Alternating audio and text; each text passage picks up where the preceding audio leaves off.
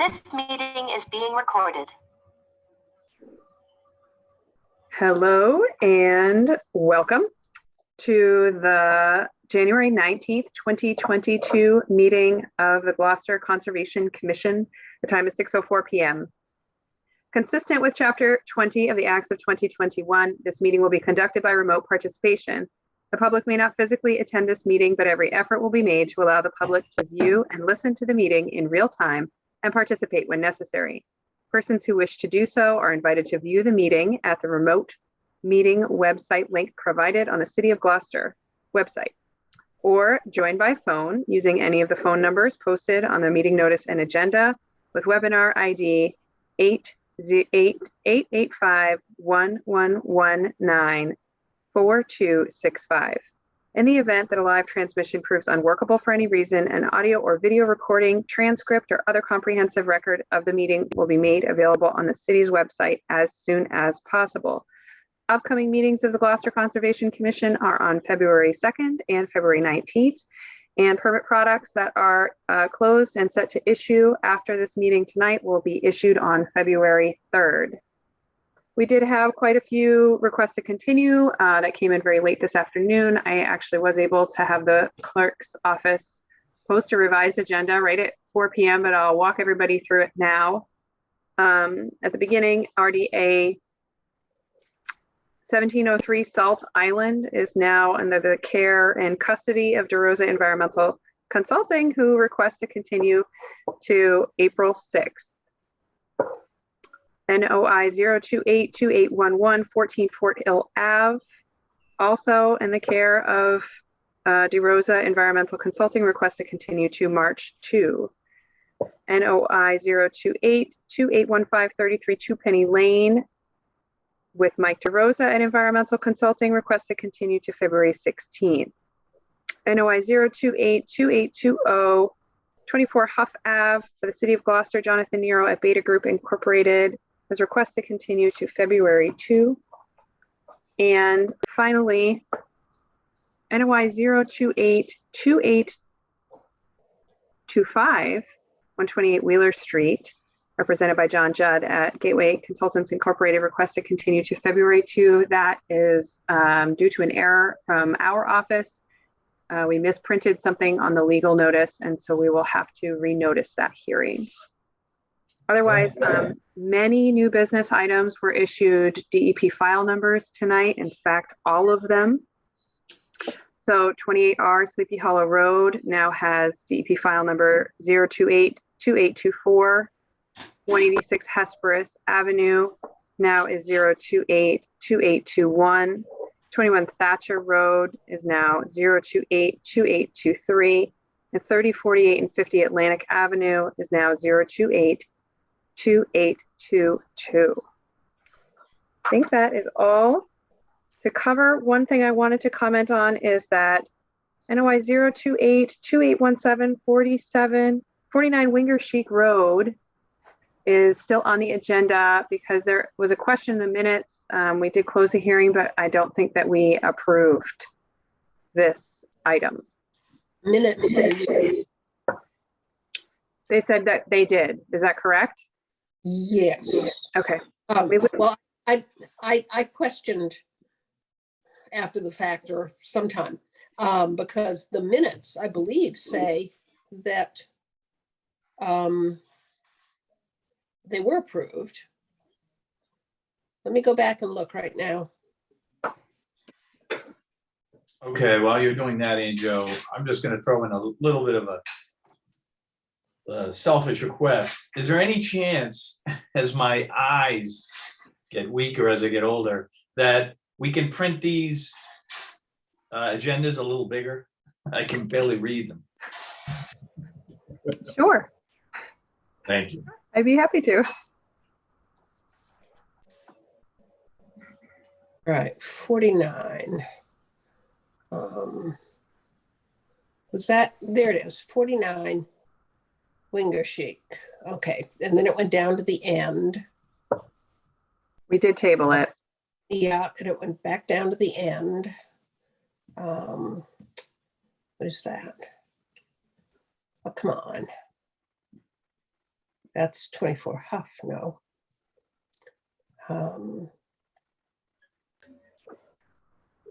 Roll call. Aforementioned changes. Co-chair Jackson moved to close the public hearing. Ms. Charpentier seconded. Co-chair Jackson moved to approve with the aforementioned changes. Ms. Charpentier seconded and approved unanimously. Okay, then that's an error on the Okay. agenda, and I humbly request that the chair allow me to strike it. Yes, please do. Thank you.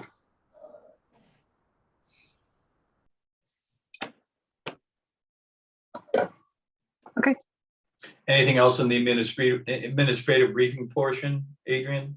Are we good? yes, actually, one of your commissioners, fellow commissioners, Commissioner Cook, did ask that we put on the calendar a Conservation Commission administrative meeting. We talked about this last in December when we were approving our calendar for regularly scheduled meetings on the agenda.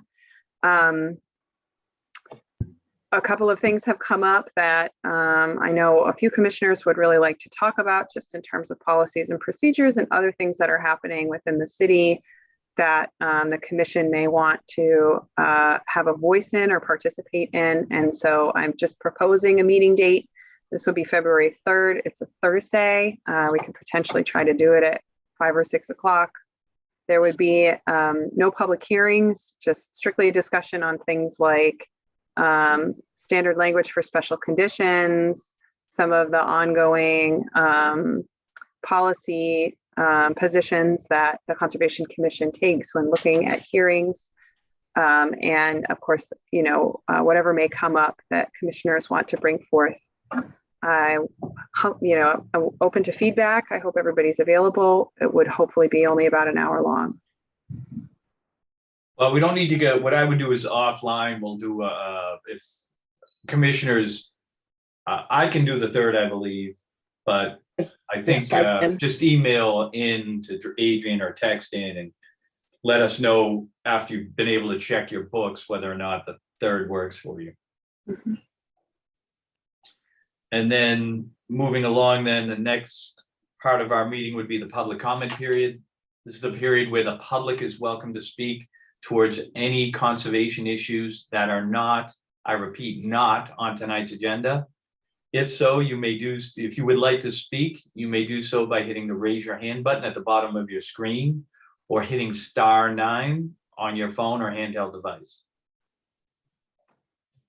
Okay, Chairman Geller, there are 54 attendees on the call at this time. And I see no hands. Okay. No hands to comment. Okay, Oh, with that oh, then. No, my hand is up. There you go. Whoop, and it's down. Never mind. Someone was fanning themselves, that's all. So with that then, seeing none, hearing none, I'll close the public comment period. Next up would be minutes review and approval. We have the January 5th minutes. Angela, if you want to move those. Who's going to be doing all the seconding if Linda's Barry not will. here? If Barry Linda's Very here, well. we'll have Okay, Barry do it. okay. Okay. Commissioner Jackson moves to approve the Conservation Commission minutes for January 5th, 2022 as amended. Gradwell seconds. And a roll call. Commissioner Charpentier is not here tonight. Commissioner Cook, Yes. Commissioner Gradwell, Yes. Commissioner Sargent, Yes. Commissioner Gullah, Yes, and Co-Chairwoman Jackson. Yes. Thank you. thank you. Next up is continued business. We're at RDA 1703, Salt Island Road, Salt Island LLC. Evan, I'm never going to be able to pronounce her name. How do you pronounce that, Adrian? Govendaran. Evan Gervenderin, representing from the DeRosa Environmental Consulting.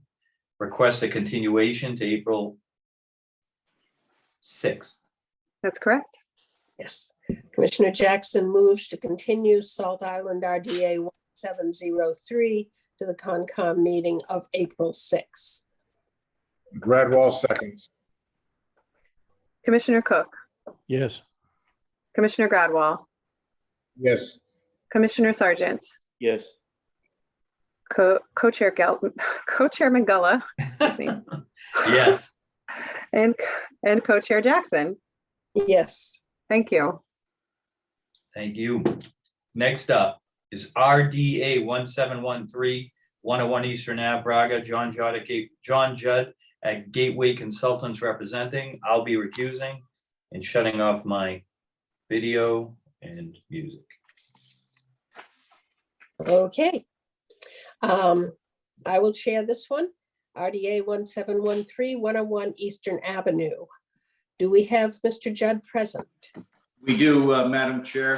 Thank you. For the record, John Judd, engineer with Gateway Consultants representing D.O. Braga for this property at 101 Eastern Avenue. This is the residential dwelling just before Dunkin' Donuts on Eastern Avenue as you approach going toward Rockport.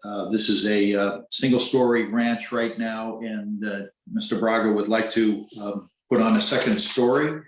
And there is no grading proposed with this application, and so it's more or less just a second story addition with no filling and grading. So we're requesting a negative determination for this project, whereas there is no impact to the wetlands proposed. We are talking about a buffer zone that is off-site, adjacent to the property. So I can answer any questions you might have at this time.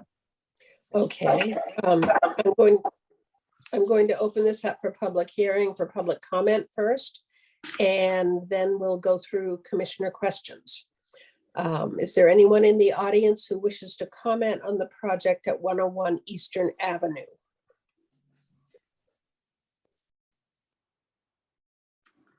Okay, there are 39 attendees on the call and no members of the public to comment at this time.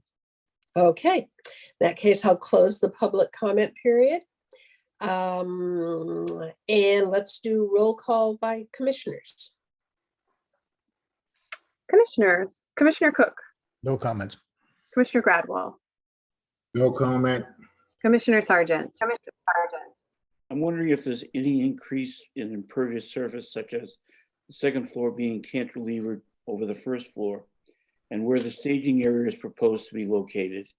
And is there any protection to keep windblown debris from entering the wetland? That's it. Thank you. And we'll finish commissioner comments and then you can answer everything at once, Mr. Judd. Sure. And I believe I'm next. Yep, Co-Chairman Gulla has recused and therefore Co-Chairwoman Jackson is next. Yes, there was a notation on the plan that you are also rebuilding an existing deck and steps in the existing location. Is that correct? That is correct. Yep. Okay, why don't you go ahead and answer Mr. Sargent's questions?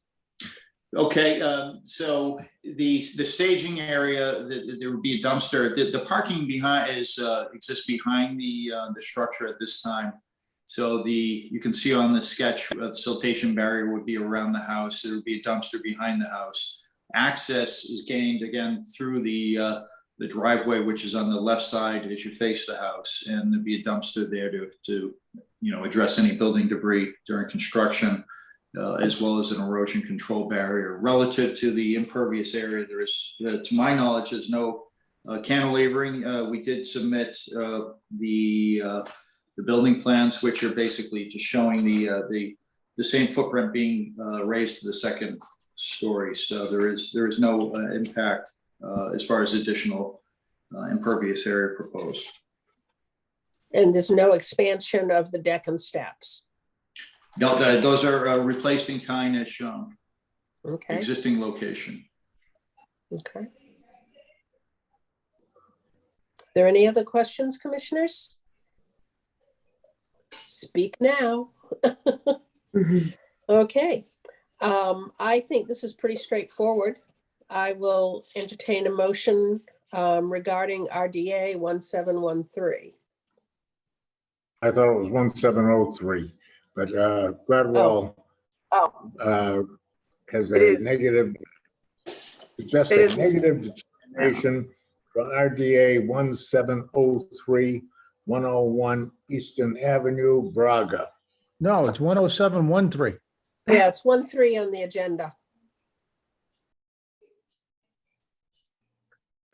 Gradwell suggests a negative determination on RDA 1713 at 101 Eastern Avenue, Braga.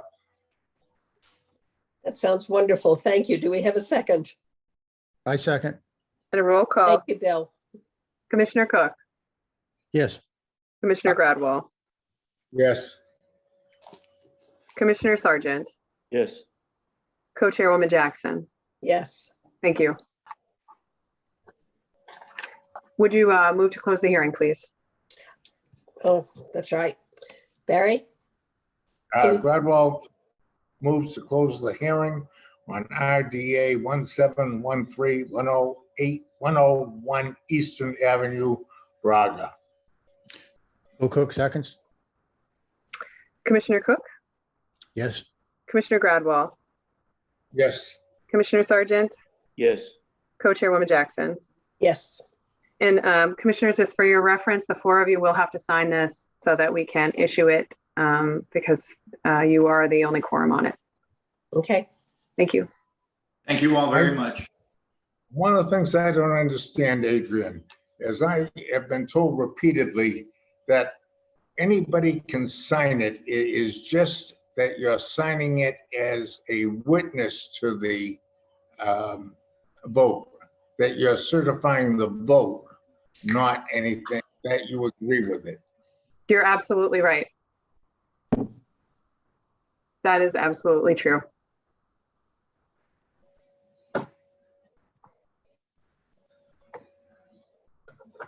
Okay, I'm back. Are we all good with we're good to go? We are. Okay, next up, notice of intent 28-2811, 14 Fort Hill Ave.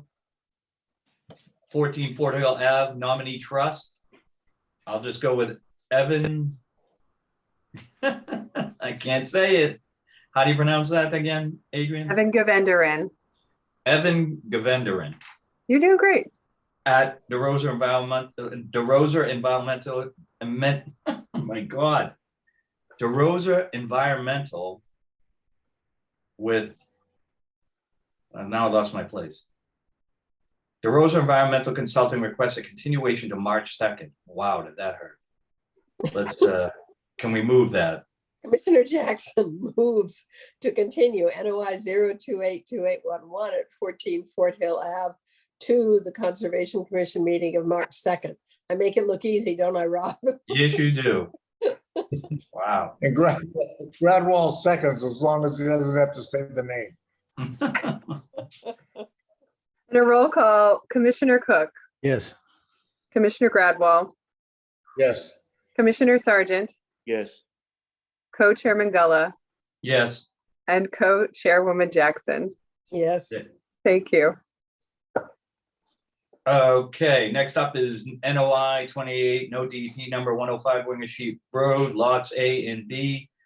125 Winger Chic LLC with Joel Favazza, Legal Seaside Legal Solutions LLC represented. I assume we're getting an update. You're up.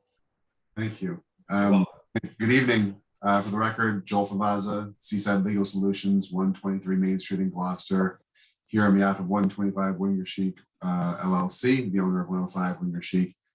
We are still waiting on the Conservation Commission to secure a third-party review, is my understanding. I've been in talks with Ms. Lennon, and she's been working the phones, trying to get someone to pick this up. And she may have more information on that than I do at the time, but right now we're kind of in a holding pattern, just waiting to get, I believe it was Commissioner Cook's question at the roadside of this property answered by a third-party reviewer. My client otherwise remains ready to proceed, but we have to just kind of be patient until this happens. Okay, I need to recuse on any voting, so we're just moving this ahead. You have a Yep. date? Oh, there it is. It's here. You want to request a continuation to February 16th, correct? I mean, at this point, I'd like to, if we hear from the conservation agent as to any update on the progress of getting a third-party reviewer. I don't want to continue to a date that's not realistic, but I also don't want to lose sight of trying to get this done. Adrian, anything to add? Sure, I did actually get a call back from BSC Group, and they are taking a look at the notice of intent. I think that we can look at this again, hopefully at the second meeting in February. I am trying to set up a site visit for the week of February 6th. So that would be the February 16 meeting. That works for us, and obviously, just give us a heads up about the site visit if possible. Thank you. Okay,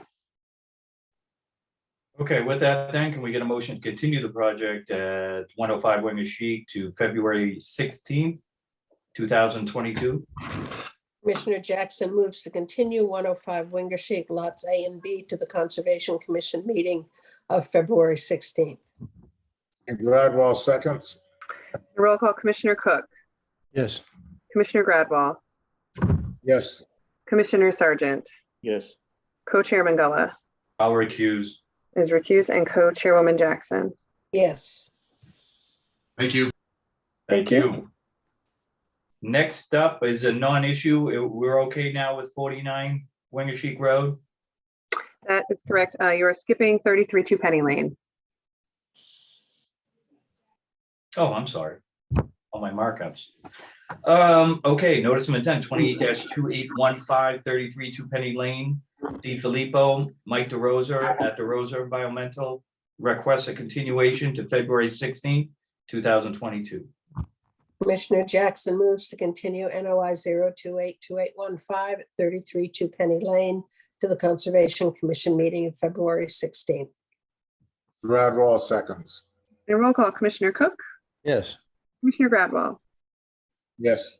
Commissioner Sargent, Yes. Co-Chairman Gullah, Yes. and Co-Chairwoman Jackson. Yes. Thank you. Okay, again, we're done with 49 Wingashiek Road, so we can move on to notice of intent 0282818 4480A Washington Street, Powers, Michael Powers applicant. I saw him earlier. I'm here. There he is. Brief description of the project, sir. We're trying to put a dock and some floats on the back property. We're not changing the house. There's not going to be any change in development or anything like that. It was previously approved. And we're just looking to same approval that they had before for the dock. Now, at the last meeting, on the plan, they wanted us to, which I had actually sent over to the conservation office, that where it says we won't use toxic materials. And that was the only thing that we needed to change. So you had asked about an alternative analysis that was actually included in the packet that I had sent down there. So I think you guys have the alternative analysis. Yes. It's the same one that they had previously used, we had it approved previously. And Okay, commissioners, the other matter that came up was that we obviously had to refer this out to the Shellfish Warden and the Harbor Master. Both of them came back to me today with memos in support. okay. So I will open this up for public comments. If anybody wishes to speak for or against the project at 480A Washington Street, you may do so now by hitting the raise your hand button at the bottom of your screen or hitting *9 on your phone or handheld device. All right, there are 30 members of the public on the call and no hands up at this time. Okay. Commissioner comments, maybe go through those, or should we vote on the riverfront? On the alternatives analysis, I Yeah. think so, before any discussion, yeah. Correct. So we need to do that now.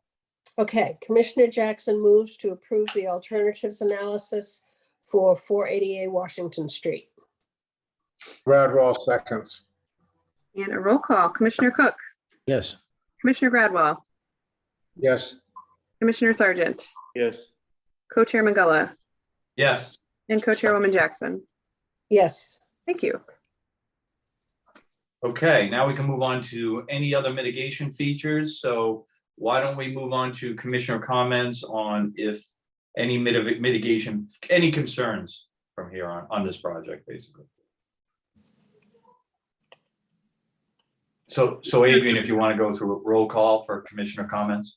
Commissioner Cook, No additional comments. We get the information we asked for from, thank you. Commissioner Gradwell, No comment. Commissioner Sargent, No comments. Co-Chair Mangala, No comment.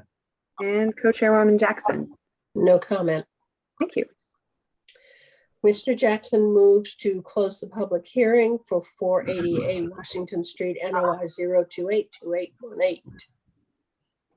And Gradwell seconds. And a roll call, Commissioner Cook, Yes, Commissioner Gradwell, Yes. Commissioner Sargent, Yes, Co-Chair Mangala, Yes. and Co-Chairwoman Jackson. I think I did that too soon.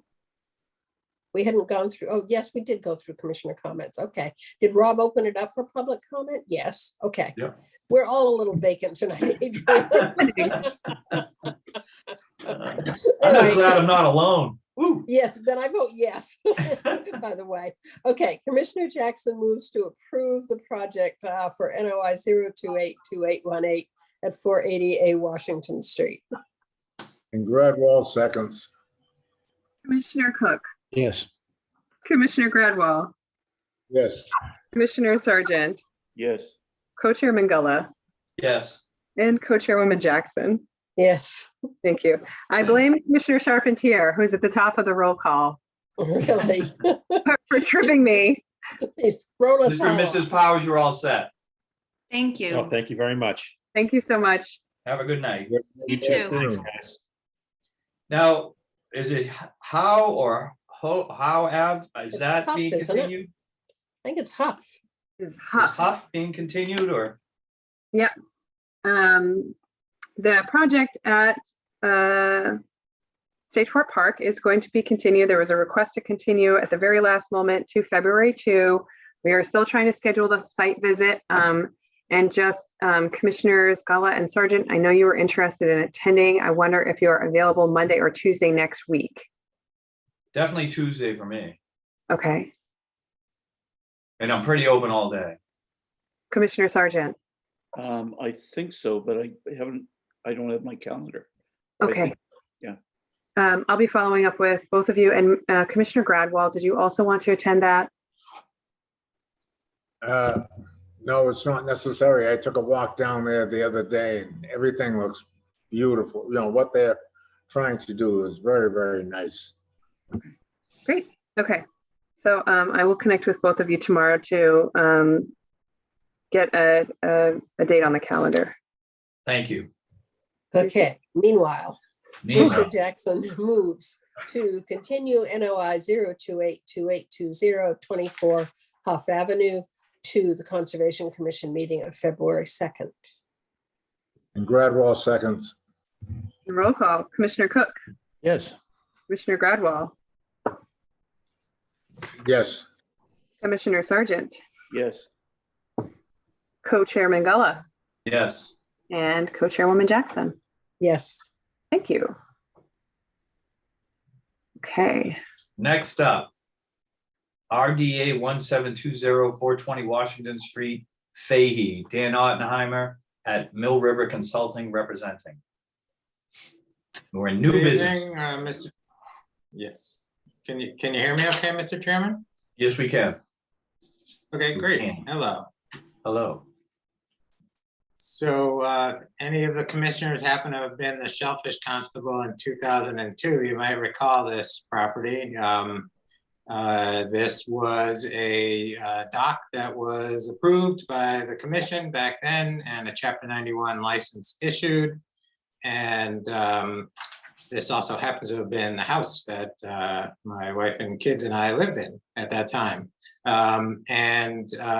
New owners took over and the Chapter 91 license has lapsed.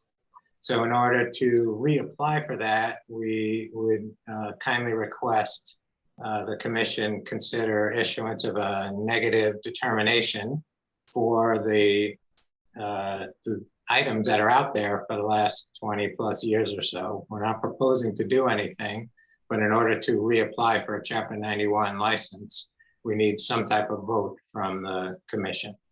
So that's what this is before you this evening. Okay, I will open up for public comments.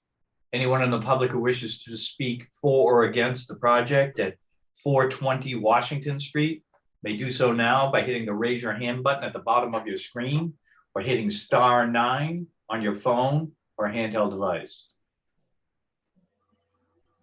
Okay, there are 20 attendees on the call and no members of the public to comment at this time.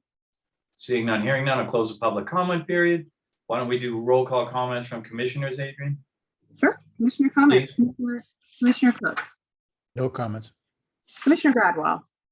No comment. Commissioner Sargent. No comment. Co-Chair Magella No comment. and Co-Chairwoman Jackson. I really don't have any substantial comment other than if we approve this originally, wouldn't there be a determination at that time? But I have no. Yeah, there wasn't. Go ahead, I'm sorry. No, I spoke over you. I apologize. Did you want to Okay. get the rest of the comments and then I can answer that? I don't think Yes, there are you- any more. I think she's it. Okay. And Joe's it. So, yes, the commission issued an order of conditions back in 2001 or 2002. I showed that to the DEP and they said they needed something contemporary. So their suggestion was apply for a request for determination of applicability, ask the commission to give a negative determination. Okay, that's fine. In that case then, Commissioner Jackson moves to close the public hearing for 420 Washington Street, RDA 1720. Gradwell seconds. Roll call, Commissioner Cook, Yes. Commissioner Gradwell, Yes. Commissioner Sargent, Yes. Co-Chair Magella, Yes. and Co-Chairwoman Jackson. Yes, Thank you. Commissioner Jackson moves for a negative determination for RDA 1720 at 420 Washington Street. Gradwell seconds. And roll call, Commissioner Cook, Yes. Commissioner Gradwell, Yes. Commissioner Sargent, Yes. Co-Chairman Galla, Yes. and Co-Chairwoman Jackson. Yes, Thank you. Next Thank you, up, commissioners. Appreciate your time. you're welcome. Have a good night. Next up, notice of intent 028-2825, 128 Wheeler Street, Arena, John Judd at Gateway Consultants representing. They request a continuation to February 2nd, 2022.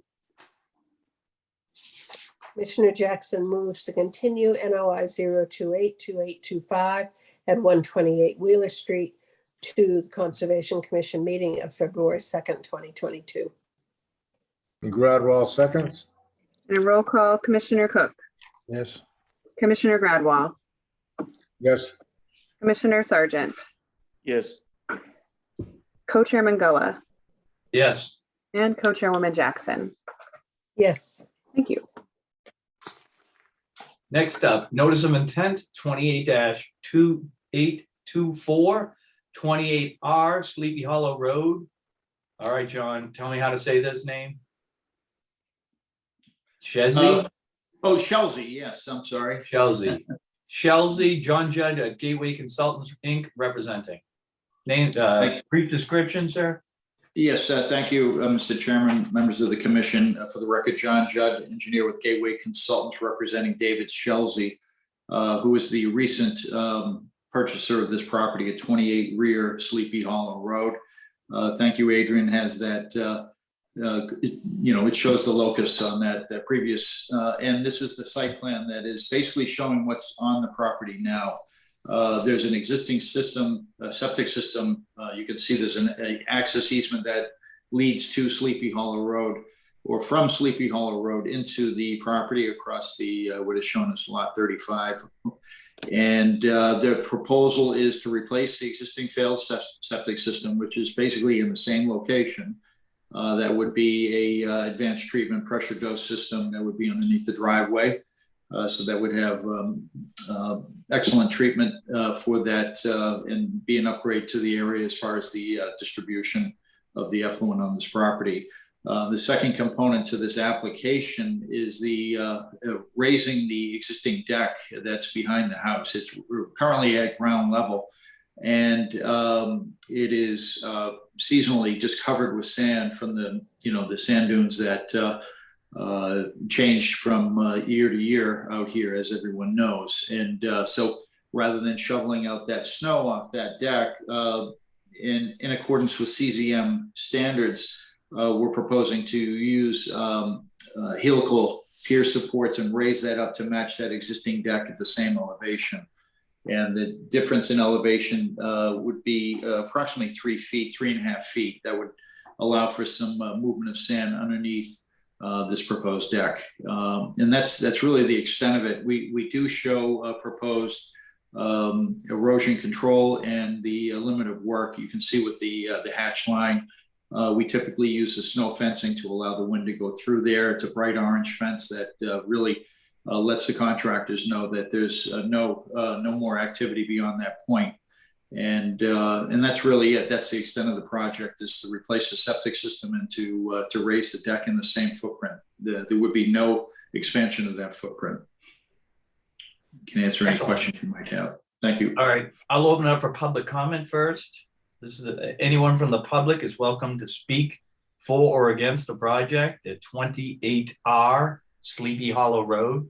You may do so by hitting the raise your hand button at the bottom of your screen, or by hitting *9 on your phone or handheld device. There are 27 attendees on the call, no members of the public to comment at this time. Okay, with that then, we can go to roll call comments from the commissioners. Sure, commissioner comments, Commissioner Cook. You have the retaining wall, John, there's the retaining wall out front, but nowhere here. I know how do they access the beach from this location? Do they go out to Sleepy Hollow? From when I was out there, Bill, they actually walk down the stairs. They can walk right. The beach is, as you know, is right there at the property line. So, or within the property. So, as shown on the primary coastal dune. So, yeah, you can see that's. I'm not sure when this aerial was taken, but you can sort of see the passage through the scarp there, and that's what I saw. I'm not sure the date of this photograph, but that is their access.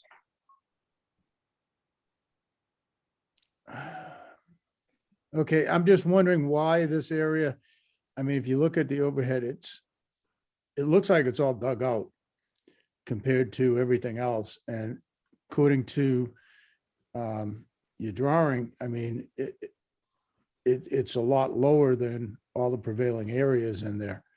I'm just wondering, raising the deck so that you can see over it, is there something else going on here? No, it's exactly, if I could, Mr. Chairman. So the intent is, again, they don't, when I was out there in the fall, that deck, that existing, it's right at grade, and there's a lot of sand over. I actually had to use a shovel to find the corners when we surveyed this.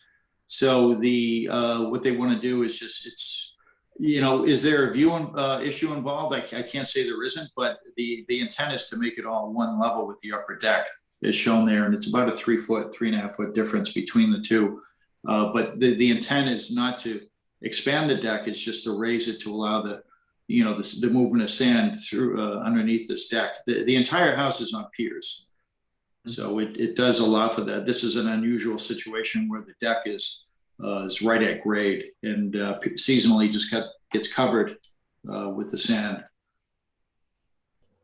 Just like I said, it's just, looking at the aerial photographs, I mean, it just looks like we should be doing something to,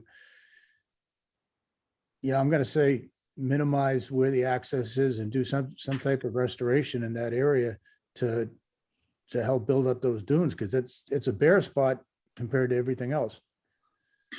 I don't disagree, and it's probably for their own protection, because, it's just it's a real opening there, and, from wind and tidal action, I don't disagree. And I'm sure the owner would not have a problem with kind of tightening that up, not having that opening as wide as it is.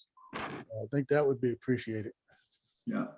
I guess my question, Bill, would be, how would that be done? Would you allow a machine out here to put sand out there to renourish that dune? Wow. Yeah, we did allow that next door over at the one next door over at Dragus. When they did theirs, we did allow that because they also had a retaining wall inside, and they built it all back up. The one, if Okay. you're looking at that photo, this would be the one on the right-hand side of it. Oh, Dagris, yeah, okay, yeah, Dagris, Zagros. yeah. And you can see where that looks like it was all just dug out right there. So that's why I really think we need to have something there, because especially where it is so much lower than any of the prevailing dunes in that either side of it. Yeah, and it is, he's definitely been, he's owned the property for only a couple months. So this photograph is obviously taken before that, but he found out the hard way, the wind and rain elements and obviously tide out here, because the lounge chair that he had the first week he was out here went through the window into the living room after a storm, during a storm event this fall. So he understands it, he respects it, and I'm sure he has no issue with, kind of tightening up that dune opening. Okay, yeah, even if it's possible to put something out, extending from the deck, but I'll leave that up to you when you come back. Yeah, what I'll do, Bill, is if you don't mind, I'll recommend to him maybe, if he wants to do that in the future, maybe filling that whole dune in and doing an elevated boardwalk just to get over it. That way that can be, that sort of gap can be closed. There's about a 3 to 4 foot drop between the top of that dune scarp and the grade there. And that would also, assist with wave protection during storm events. Okay, that's all I have. Okay. Commissioner Gradwell, No comment. Commissioner Sargent. I, agree with Bill's comments, and I think they're well taken. I'm just wondering, because you're so close to the primary dune and it cuts in there, this is out of the National Heritage area, correct? It was very close, Dave. We actually submitted as part of our package, a sketch showing that it's right on the line. So we went ahead and submitted it to National Heritage just to make sure that they were okay. So we did check that box, and it is right on the line. So just to be safe, we submitted it. Have you heard back from them yet? I have not heard back.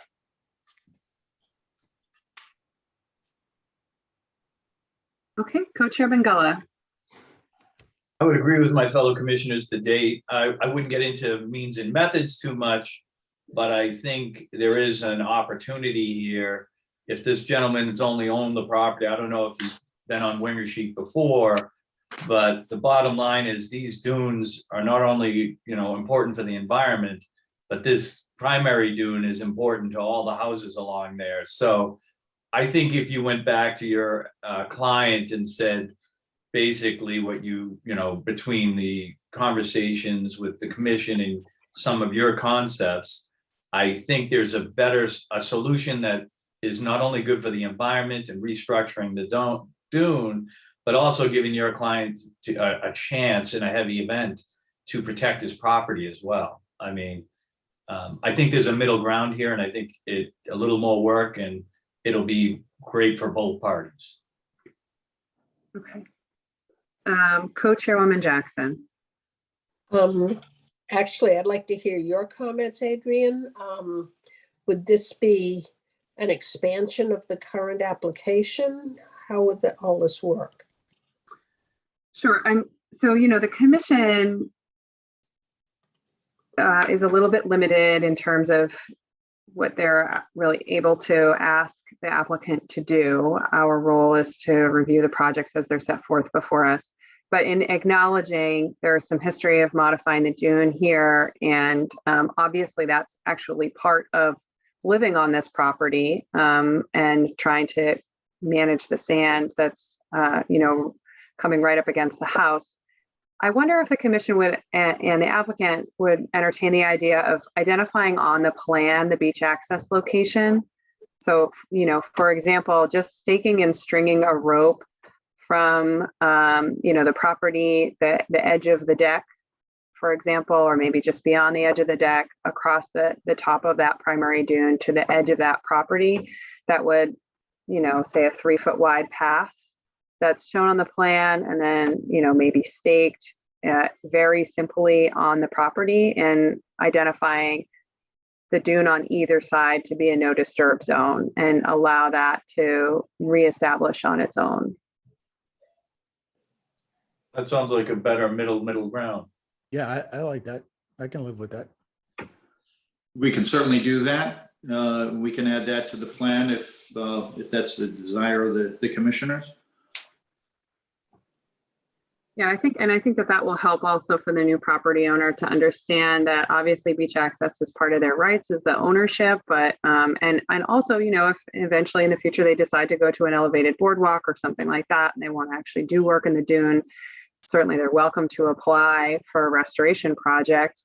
But between now and then, just knowing where they plan to access the beach and acknowledging that they're not going to be stockpiling things like boats and kayaks and all their beach activities and equipment right in front of the deck on the location of the dune where we're really hoping to rebuild it. It will only take a couple of seasons to stabilize a little bit more. So I think it would help. Okay, so the final question then would be is, do we need to continue this, or can we condition this forward? I think we do need to continue it. As a principal, I always like to receive the comments back from National Heritage Endangered Species Program and have them on the record before we issue a permit, because sometimes they do come back and have more to say than the usual. No, you're right. I forgot about National Heritage. You're correct. Okay, Mr. Judd. Oh, I'm sorry. I'd like to make sure the client is on board with this. Yeah, that's what I was just going to say. So, Mr. Judd, is this something, you obviously have 2 weeks to talk to your client. Are you clear with what we're asking for, and are you okay with that? Absolutely. I can modify that plan and show exactly what Adrian is suggesting. I think it's a good idea. And then hopefully in the next 2 weeks, we'll have the final comments, if any. Typically, we get the letter saying this would be no impact, particularly where it's a septic system and a deck in the same location, no impact to the piping plovers. But yeah, we're okay with that. 2 weeks is fine, February 2nd, and then I'll modify the plan in the interim to reflect what Adrian suggests. Okay. For the record, that Adrian, keep her out of hot water. Yeah, I'm sorry. Adrian put it out there, but the board accepts it.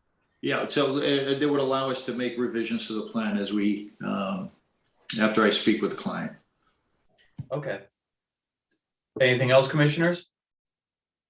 So I guess we want to move to continue to February 5th, is that it? Second. February 2nd. Yes. Commissioner Jackson moves to continue NOI 0282824 at 2028R Sleepy Hollow Road to the Conservation Commission meeting of February 2nd, 2022. Gradwell seconds. And a roll call. Commissioner Cook, Yes. Commissioner Gradwell, Yes. Commissioner Sargent, Yes. Co-Chairman Gullah, Yes. and Co-Chairwoman Jackson. Yes. Thank you. Okay, Mr. Judd, you're all set with that one. All right, thank you very Next much. up Have a is- good night. You too. Next up is notice of intent 28-2821, 186 Hespers Avenue, Herlihy and Legendre. Bill Manuel, Wetlands Land Management representing. Hi, good evening, everyone. I have to say what a pleasant surprise to hear all the agenda items drop off. I thought for sure we'd be here talking about this about 9 o'clock tonight. Don't jinx us. I no, I hope not to. So the commission is familiar with this property. The previous owner just last year filed and received an order of conditions to do some work on 186 Hesperus Avenue.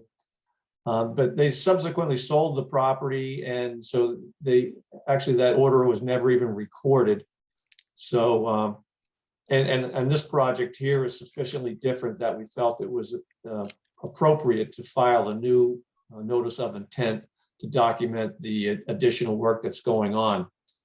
So this property is right on the waterfront in Magnolia. It's one of these glamorous waterfront homes in Magnolia. It looks great on the outside, but the bones of it are pretty bad.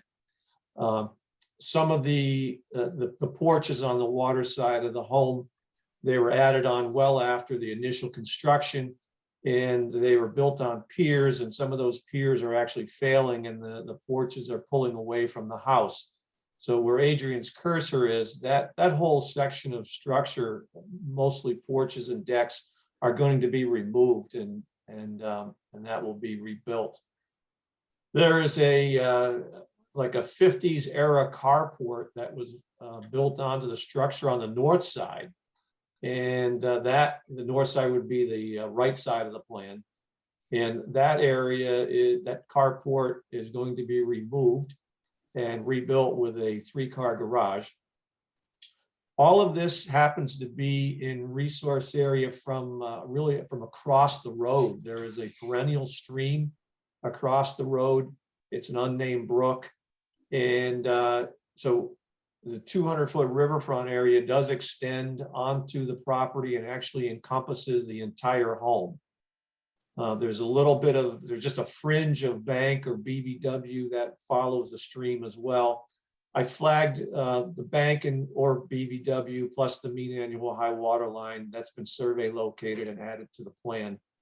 So all the resource area determinations are essentially fresh from for this application.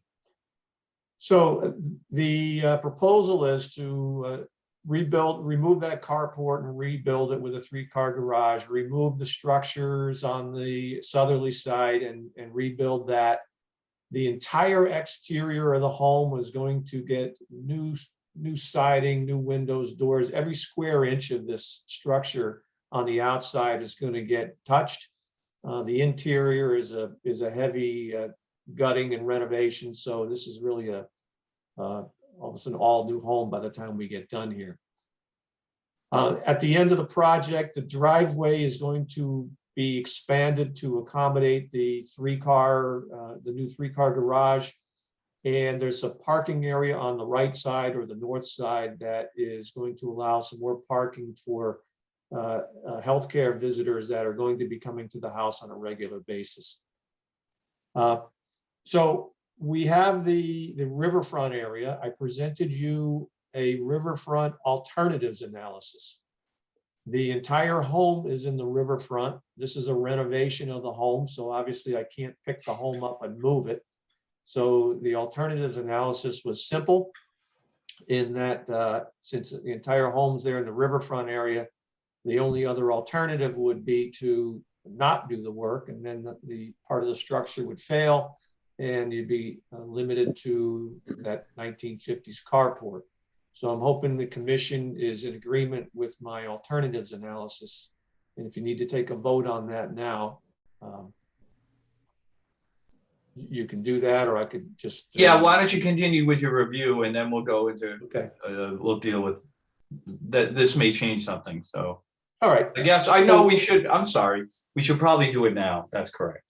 So, and Joe, do you want to put forth a motion for the alternatives analysis? Yes, Commissioner Jackson moves to approve the alternatives analysis for NOI 028 2821 at 186 Hesperus Avenue. Gradwell seconds. Commissioner Cook, Yes. Commissioner Gradwell, Yes. Commissioner Sargent, Yes. Co-Chairman Gullah, With this unique situation, yes. and Co-Chairwoman Jackson. Yes. Thank you. All right. Moving So on to mitigation as The required. overall increase of impervious area is 2,437 square feet. And there is an area on the easterly side of the lot. It looked like it was an old, perhaps a landscape bed at one point. It's filled with Pachysandra and privet now.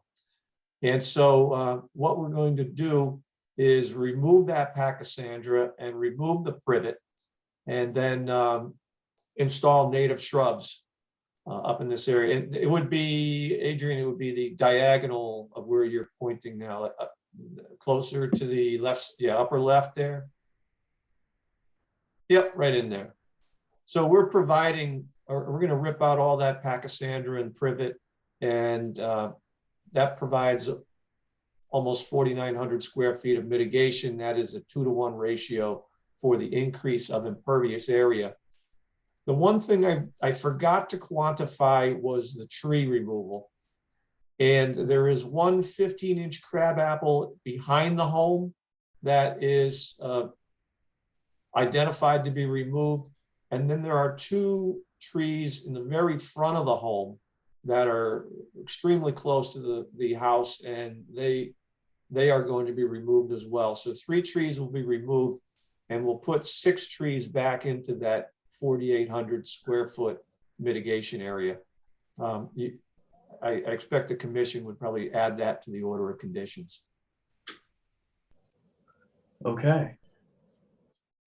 Anything else, Mr. Manning? That'll be it. Okay. So first off, I'll open it up for public comment. Anybody in the public is welcome to speak for or against the project at 186 Hesperus Avenue. You may do so by hitting the raise your hand button at the bottom of your screen, or hitting *9 on your phone or handheld device.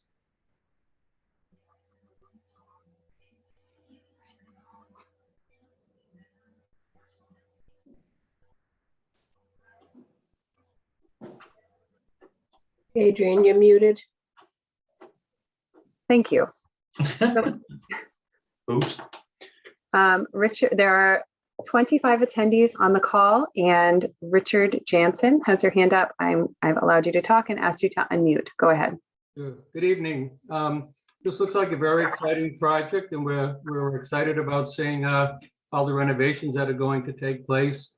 And with the old garage being taken down with that flat shed roof, I was just curious, is that going to be a single-story garage or a multi-story garage?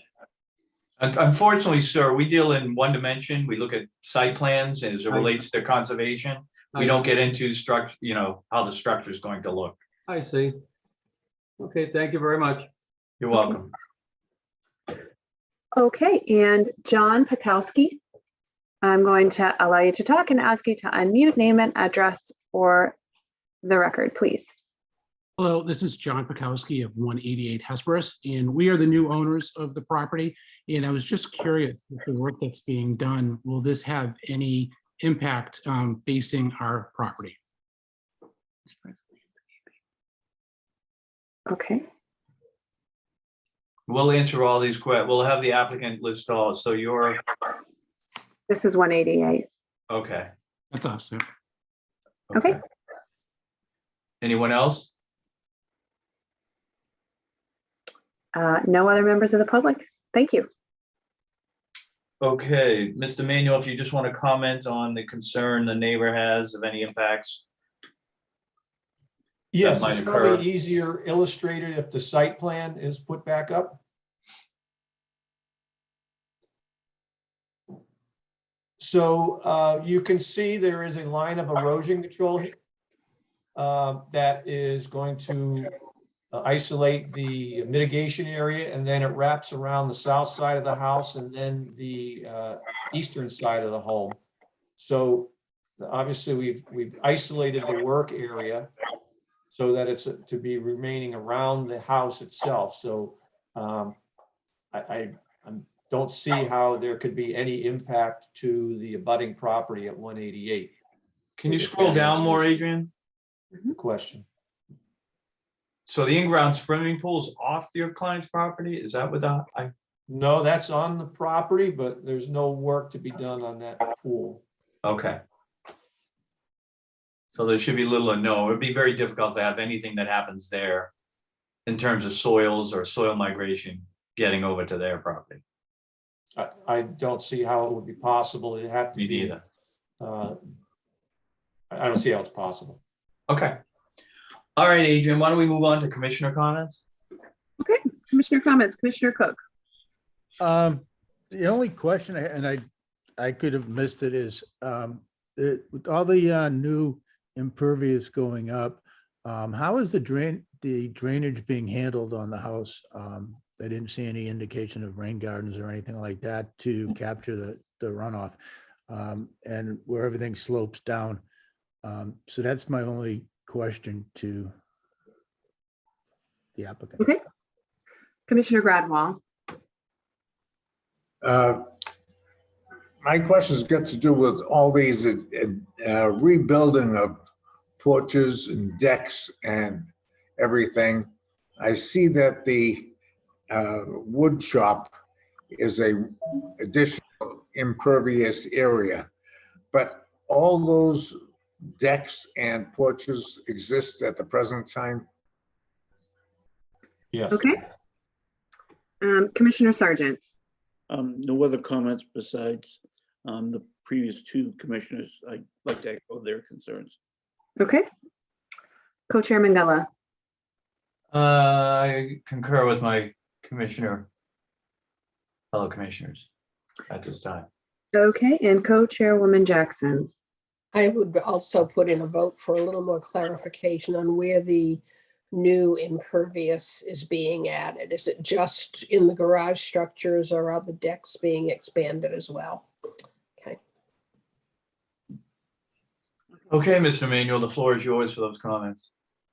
Okay, so in terms of runoff, the house is surrounded by an expanse of lawn. And presently the roof runoff is directed out into downspouts. I believe there's some kind of old roof drainage system. I'm not sure where it goes. But Don't you fall under the city's 500 additional square foot rule or no? yes, we do, and we will have to file for that. We have not filed for that yet. Okay. So you haven't filed. Usually, Go ahead. usually in these coastal situations, we're not worried about detaining water on the site because it drains to the ocean. We're more concerned about sediment control in this type of application. So I would expect that the city engineer would be looking at the erosion controls and making sure that there's nothing that directs either runoff water or sedimentation to the abutting properties.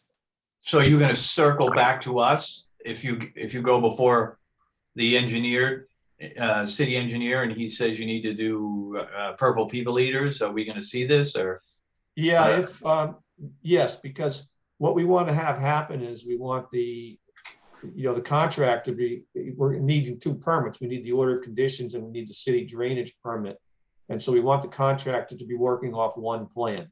Mm-hmm. So if we have to do additional work in your jurisdiction, we certainly will be back and modify the plan. Okay. I think they're covered it. Any other comments, commissioners? Adrian, anything to add? No, I don't have anything to add. I don't think Ron has addressed my question. Bill, sorry. Your question about the decks and porches and where is this additional impervious coming from? There is this proposed wood shop that's here. You can see that the 3-car garage is slightly bigger than the carport roof. And there is an expansion of pavement. This area here is gravel now, and you can see that all the stippled area, that's all going to become pavement now. So that's where the increase of impervious area comes from. Yeah, all of this area here is within that footprint of what's there now. And the proposed porch and the proposed wood shop are the only real additions to the building itself. That is correct. Okay. Right in the middle, you said there's an existing irrigation well to be removed and relocated. And is that where the current downspouts and everything are feeding into?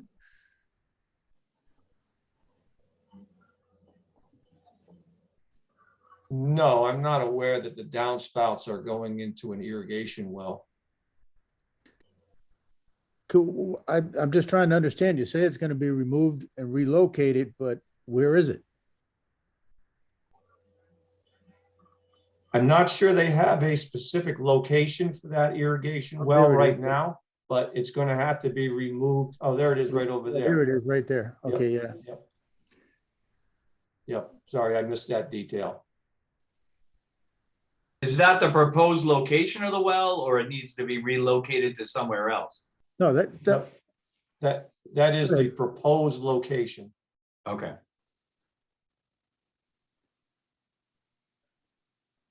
so is that got plumbing coming into it?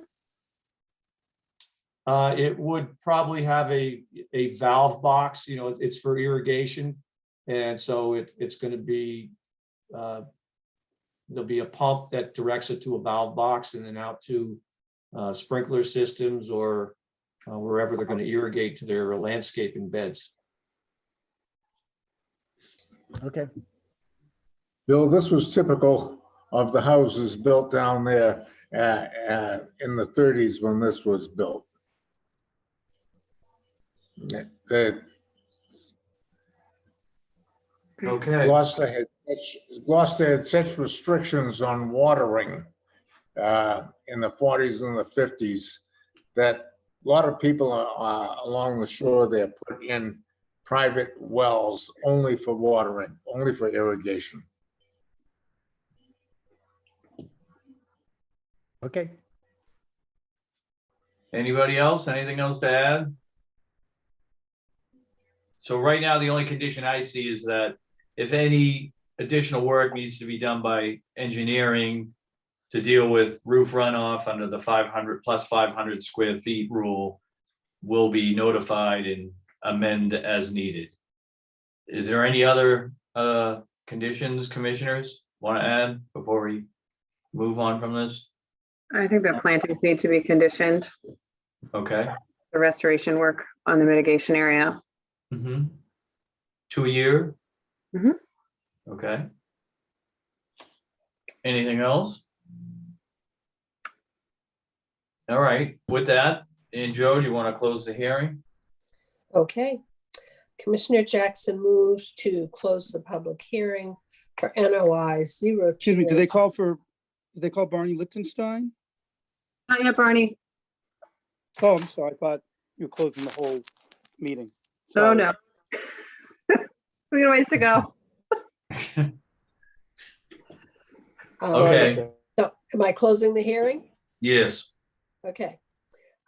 Commissioner Jackson moves to close the public hearing for NOI 0282821 for 186 Hesperus Avenue. Gradwall seconds. And a roll call, Commissioner Cook, Yes. Commissioner Gradwall, Yes. Commissioner Sargent, Yes. Co-Chairman Gulla.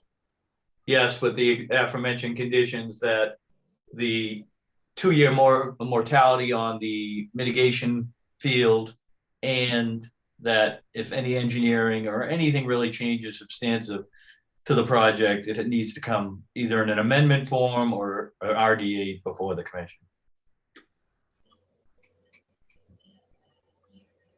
Okay. And Joe, you're up. I'm sorry, I'm writing in Co-Chairwoman Jackson. Yes. Okay, Commissioner Jackson moves to approve NOI 0282821 at 186 Hesperus Avenue with the aforementioned conditions. Gradwall seconds. Roll call, Commissioner Cook, Yes. Commissioner Gradwall, Yes. Commissioner Sargent, Yes. Co-Chair Mangala, Yes. and Co-Chairwoman Jackson. Yes. Thank you. Thank you. Next up, you're still here for another project. Let's see, we're up to notice of intent 28-2823, 21 Thatcher Road, Cephalo, Bill Manuel at Wetlands and Land Management, Inc., representing. All right, continuing on.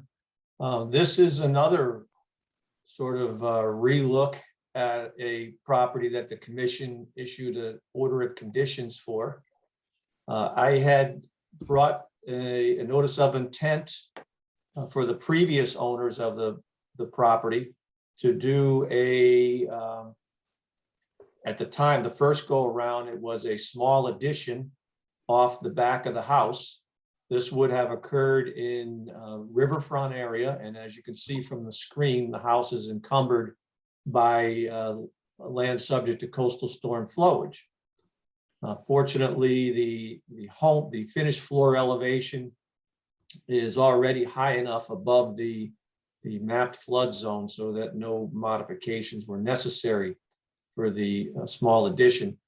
I came back to you for the same owner, the same previous owner, for an amendment to add a second story to the building, and that was approved by the commission. And then the owners decided that they didn't want to go through this extensive renovation, and they sold the property. And the present owner now, Mr. Frederick and Julia Cephalo, are coming back with a fairly similar proposal, although this time the dwelling, which is basically gutted inside now, that's just going to be taken down and will start fresh from the ground up. So this is a demo and a rebuild of the home. You can see, I told you it was a land subject to coastal storm flowage, the limit of which is basically, if you take the elevation, then it's way up in front of the lot. So the entire house is in land subject to coastal storm flowage. There is a tidal stream within the salt marsh, and it's a perennial stream. So there's 200 feet extending, riverfront area extending onto the property. The entire house is encumbered again by this riverfront area. Actually, the one more line down, Adrian, is the riverfront area there. And then there's salt marsh, which I flagged, and the 100-foot buffer zone line for the salt marsh is the previous line that Adrian was highlighting right there. So some of the work is in the buffer zone to the salt marsh. So we show appropriate erosion control across the back of around the work zone. It's all grass from the road all the way to the edge of the marsh. The house will get demoed. Obviously, they'll work from the front side of the structure. They collapse the structure in, put it on in a dumpster, and haul it away. After that, it's fairly standard process of pouring foundations and building the new home. So you can see the location of the home on the side that's closest to the river. That doesn't extend any closer to the river than what was there or what the commission approved with the last hearing. The home did get a little bit bigger by about 180 square feet bigger. We've accounted for that, and we have the appropriate mitigation in the back of the property along the salt marsh in the same location as what the commission approved. Only this time it's 658 square feet instead of, I think it was 360 the last time. So, the entire concept is relatively the same. I did have to put a little bit more work into the alternatives analysis now because this is a new structure. It's a tear down rebuild. So the entire home is encumbered by riverfront area.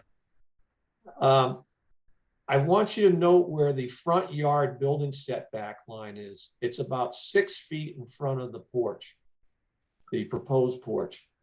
So the only alternative here to try to get the structure more outside of riverfront would be to pull that right up to the very front yard setback, about 6 feet forward.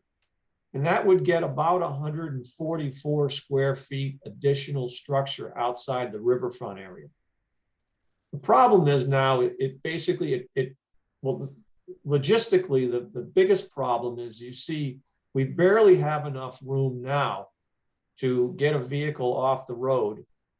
It will be quite a challenge to go in and, maneuver in that Keystone driveway so they can pull out on Thatcher Road head on instead of backing out. So we have very tight parking in the front of the property that we don't want to encumber anymore. Secondly, we positioned the new home so that you can see it fits very nicely. The actual foundation fits exactly over where the deck and the foundation was on the existing home. And we thought it's better to redevelop what's already been developed, the existing foundation and house footprint, rather than to move it around and just have to restore that area anyway. So we felt that the best alternative is what we have shown. To pull it forward to gain 144 square feet would severely hamper the ability to get cars off the street and provide parking. So for that reason, we like our alternative the best. So if you need to consider that, I'll answer any questions on it. Okay. I will vouch for the fact that Thatcher Road is a nightmare in the summer.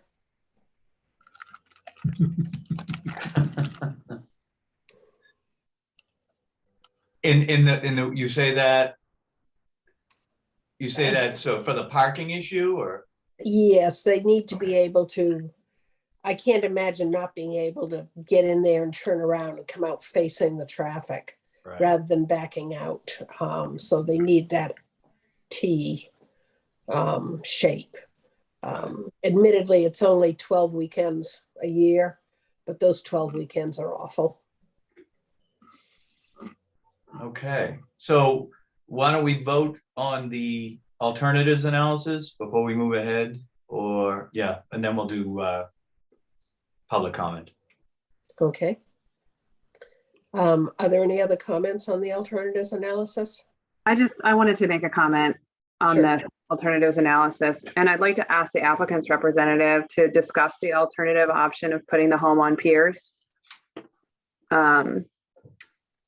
It is an AE zone with the elevation 16. The elevations on the ground floor are, or on the ground there are 14 and 15 feet. If parking is an issue, they certainly could elevate the home and park underneath it.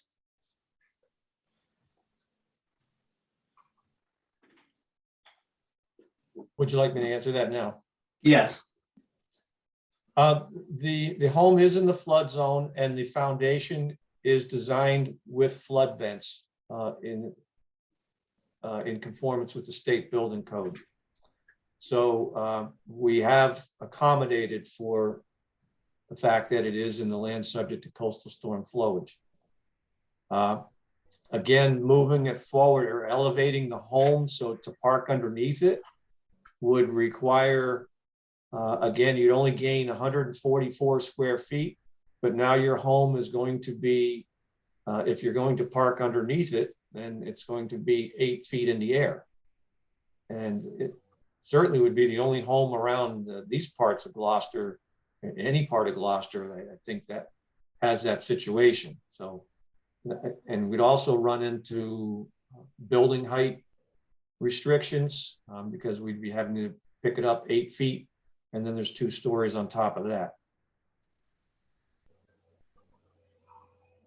So I think the fact that there's flood openings mitigates for the land subject to coastal storm flowage. Question, Mr. Manuel, to follow up, unless Adrian wants to follow up on this. Do you know how the house fared in the storm over the, what's today? Wednesday, over the weekend. There was flooding along Thatcher Road, I know. Yep, Mr. Cefalo is on the call here and maybe he has better information. He's the telephone ending in 2199.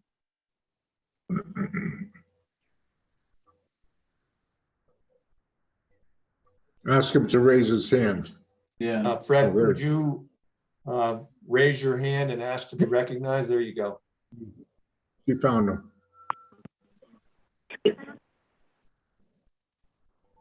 This is Fred Cefalo joining. Hello, Welcome. sir. Can you hear us? Yes, I can. So our question was, we had a recent water event and we're curious how that, your house, did you get flooded in any way? How high up did the water come? No, sir, the water came, there's a rock outcropping in the center of the yard, and it was probably, the water came 20 feet down from the rock towards the marsh. Okay. So as it relates to the house, high and dry. Okay. Okay, thank you, sir. That answered my question. Can you tell me, how do I get off of this now? No, you have to join the commission now. I think if you just hang up. Okay, and Joe. Wasn't there a star 9 or something? I That think it's mutes? I took care of it for him. Okay, thank you. Adrian, did you have any follow-up? Yeah, I mean, I understand the discussion around performance standards for land subject to coastal storm flowage, but I'm talking about having a discussion about the impact on the riverfront area in the alternatives analysis and how you could be potentially improving water management on the site by raising the structure to make it more resilient for the future. Just the fact that there are no homes on Thatcher Road today that are raised above the floodplain means nothing for the lifetime of this home because you are planning to raise and rebuild it. So if it is intended to be there in 20 or 30 years, it probably should be higher than the current flood elevation. That's all.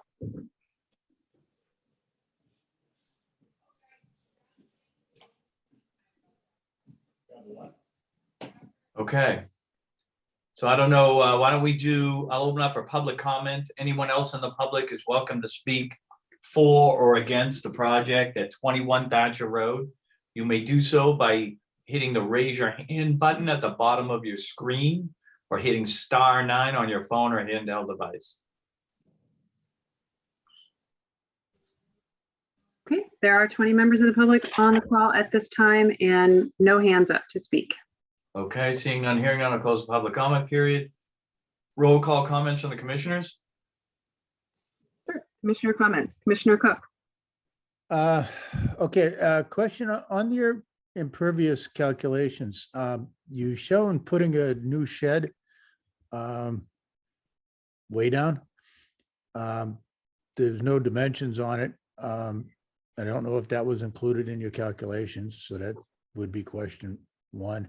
And it just following up with Adrian, I mean, from what I was looking at, I just kind of assumed that it was going to be on pilings. Mr. Chairman, point of order. We have not voted on the alternatives analysis yet. I don't know whether we should, given this proposed consideration by our agent. I'm wondering if we should just continue everything to give Mr. Manuel a chance to discuss things with his client. I don't. Go ahead. I first of all, if we're worried about resiliency, that's what the state building code is about, and that's what that's why there are specific standards for construction in areas that are prone to flooding. And the foundation will have flood openings in it, which will alleviate and mitigate for the expected inundation according to the FEMA maps. Now, one thing I want to point out is that the FEMA maps have already baked in the expected rise in sea levels over the next 30 to 50 years. If you recall back in 2014, when the maps were revised, they miraculously overnight revised the flood zones up 3 feet in this area. And it's not that the ocean level rose 3 feet, it's that they anticipated the rise in 3 feet over the, shall we call it, the working lifetime of those maps. So the elevation of the floor is adequate. It's compliant with the building code requirements, and the foundation design is adequate. So I think that adequately mitigates for a flood area, and also it frankly improves the situation in riverfront than the current design right now, because right now there are no flood areas, or there are no measures for allowing flood water to move through and under the structure. So I think we have done a decent job in mitigating for that, and I think it is the best for the riverfront. Other than moving it 6 feet forward, I don't know that there's any better alternative, or any possible alternative, I should say. This is Dave. Can I comment a little bit? I'm wondering if the building were moved forward where the proposed porch is and not into the parking area, it would be further away from the flooding area, and it would also lessen the impervious surface. I'm wondering if that's a consideration at all, or I'm just totally out of my mind.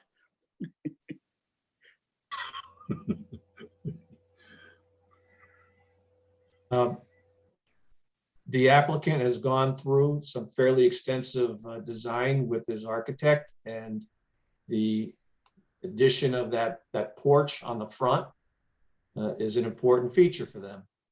So they'd rather not sacrifice the porch to move the building a small amount further that really doesn't have any bearing on getting the structure out of the flood zone, because at the end of the day, if the FEMA maps are to be relied upon, the entire lot's in the flood zone, if you look where elevation 16 is. Didn't the new building code require that there be 2 foot of freeboard on an AE area? There had been I 1 believe- foot of freeboard before, and then it moved to 2 foot in an AE zone. I'm not aware of that. I thought it was 2 feet for a velocity zone and 1 foot for an AE zone. At the end of the day, it's going to be the building inspector's call of where he wants that finished floor elevation. But it was, when we did the previous application, it was acceptable to the building inspector then.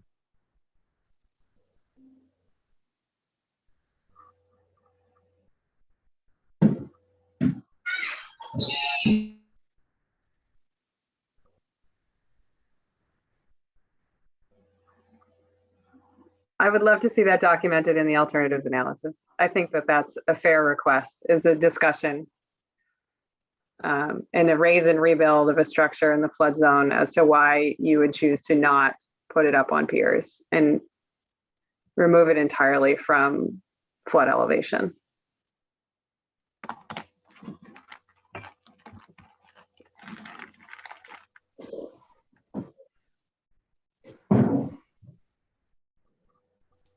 I think that's a fair request. And I I'm think it's muted. I was muted.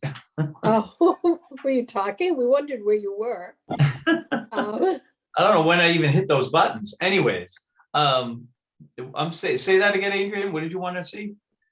Discussion in the alternatives analysis as to why in a raise and rebuild of a structure, it is inadequate to be raising the Candidate structure for up. this?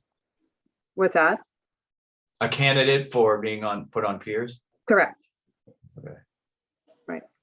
So, I mean, well, The no, previous no, plan was, and obviously everything is an in situ review anyways, but the previous plan was an addition onto the home. And even at that time, the discussion we were having is, is the project going to be greater than a 50% improvement in the market value on the home? Because the previous homeowners and their application was, and they were aiming to do some pretty significant renovations and improvements to the property.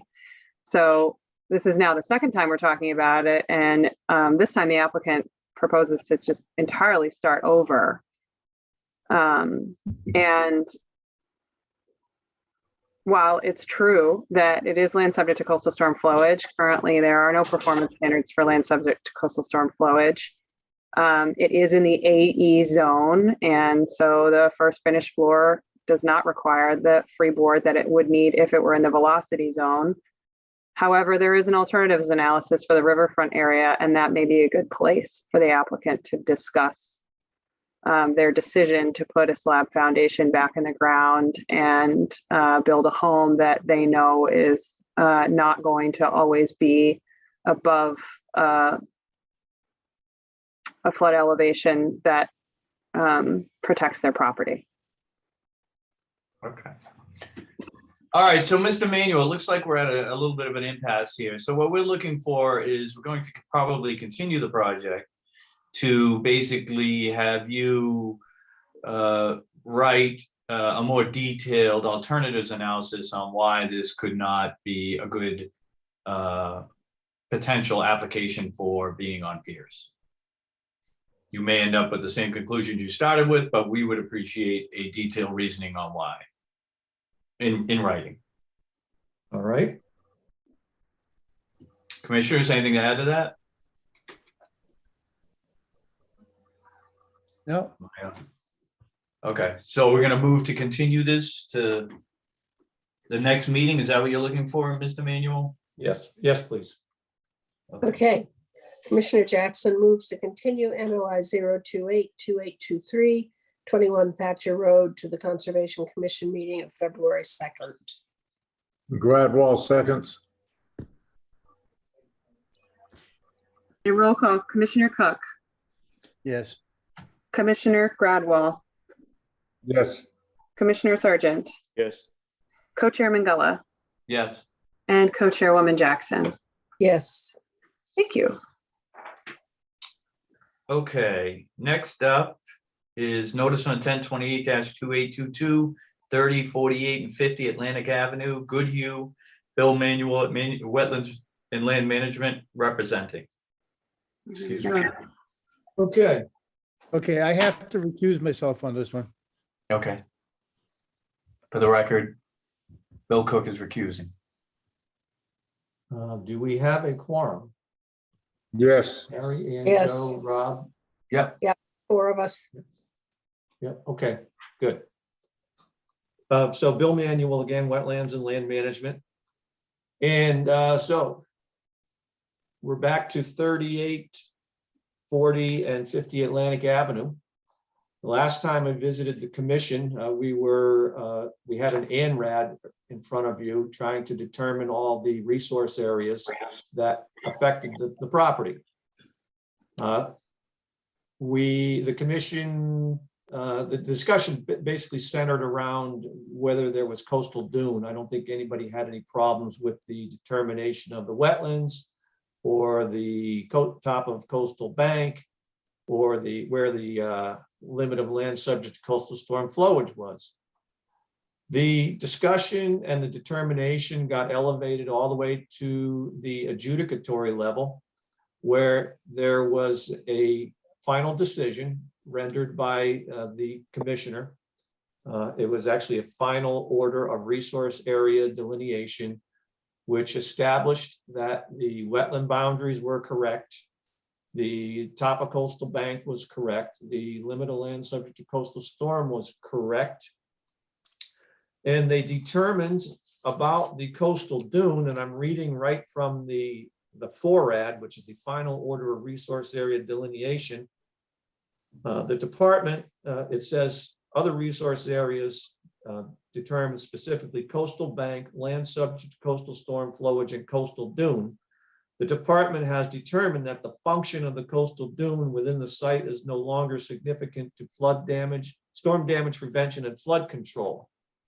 And that the limit of that coastal dune is this dashed line that Adrian is highlighting right now, which basically coincided with a landmark, which was Bayo Lane, and a soil unit. And so that is how the department determined where the coastal dune was on this property. But more importantly, they determined that this coastal dune no longer has the function of a coastal dune. And so that's what we ended up with after many years of discussion. So now, since that time, since that determination, the applicant has gone to the planning board. The intent of developing this property was fairly clear all along. There's an existing home on the site, and the owner wanted to establish 4 more lots. The applicant has gone to the planning board and completed the Form A process and actually created those lots. And we went to the planning board and got a special permit to construct a common driveway for access to 4 of those lots, the existing house plus 3 others. Those would be lots 2, 3, and 4. And so we're here tonight to ask for an order of conditions to basically improve that existing driveway that went up the slope. We have to widen it to 20 feet wide. We have to create a turnout at the top of the hill. And we need to install a water line leading to a hydrant at the top of the common drive. So this would occur within the buffer zone, the initial, there's a run of about 70 feet in the initial part of the driveway down by Atlantic Avenue that actually goes through buffer zone to the bordering vegetated wetland. But I will point out to you that the ground actually slopes up before it slopes down. So there's actually nothing that could actually migrate towards the wetlands from any work in that area. And then you'll see that the driveway crosses that portion of coastal dune, which no longer has any storm damage prevention or flood control function. I should point out and clarify that the department did reserve that the coastal dune could provide wildlife habitat functions of a coastal dune, but the regulations specify that wildlife habitat on a dune is mapped or otherwise identified bird nesting habitat. And I think we're fairly safe to say that there's no bird nesting habitat within the middle of this driveway, or perhaps even directly adjacent to it. And when we talk about habitat for coastal dunes, it's commonly associated with gulls, terns, and plovers, not necessarily a song sparrow or any other inland species. So the fact that the department reserved that there may be wildlife habitat function, I think it's clear to say that this special or this common driveway does not impact any coastal dune wildlife habitat function. So essentially it is with the, all the resource areas determined, this basically is a driveway construction project with installation of the water line. And that's it. I'd say the heavy lifting about where the resource areas are is long gone. I want to point out one drafting error on this plan. On lot 2, there's an area that's identified as an isolated wet area, and that was in fact determined to be a bordering vegetated wetland. There is an overflow. The other one to the top on lot 2, Adrian, that one. There is an overflow towards the right or towards the Essex County Greenbelt property that does eventually make it down the hill towards Digby Lane. This area was memorialized as a bordering vegetated wetland in the final order of resource area delineation. I have included those record plans in this filing, and so we can correct that Scribner's error if we need to. But basically, it's all the work that's shown here is outside of that buffer zone. Okay. So that's it. Okay, first up, I'm going to open up for public comment. I know there's a lot of people wanting to speak about this project. I'm going to say it now. We can only review what's in front of us. Right now, we're here to review a road. And that's it. We don't talk about homes. We don't talk about zoning. We don't talk about any of those other things. We're here to discuss this road being improved and how it affects the resource, which is, as the applicant has stated, minimally shown to the southern side. I'm sorry, northeastern side of the lower end of the property. So we're going to open it up. If you want to speak, anyone who wishes to speak for or against the project at 348 and 50 Atlantic Avenue, you may do so now by hitting the raise your hand button or hitting *9 on your phone or a handheld device. Okay, so there are 15 attendees on the call. There are 2 hands up at this time. So EB, I'm going to allow you to talk and ask you to unmute. Please state your name and address for the record. Hi, thank you. My name is Elizabeth Bale. I am a direct abutter at 53 Atlantic Ave. And I am for the common driveway. I spoke for it at the meeting of the planning board because it's definitely better to have the driveways for these new houses off the common drive than off Atlantic Ave. I have a couple of questions and confusion of points in the letter that Mr. Manuel wrote to the commission about this project. One of them is just a clarification about that dashed line making that abrupt turn, the 90-degree angle there. And I was wondering, is that from the Mass DEP or how was that? It seems very odd to have that right angle there. And I just wanted to understand a little bit more about that. And I have a couple other questions. Do you want me to just say them or should I wait? Yes, the process is that the applicant will take notes and then we're going to go through all the comments and then he'll go back and hopefully cover all the comments or questions asked. So Okay, yeah, thank just you. list them out, please. Okay, thank you. So the just a couple more, 2 or 3 more things. One, he states we're not overly concerned with soil erosion. I just wanted to note that in the current driveway, water does pour down that driveway and bring soil with it into the intersection at Bungalow Road as it stands right now. So I don't know whether something can be done about that in the improvements to the driveway, but there is soil erosion currently.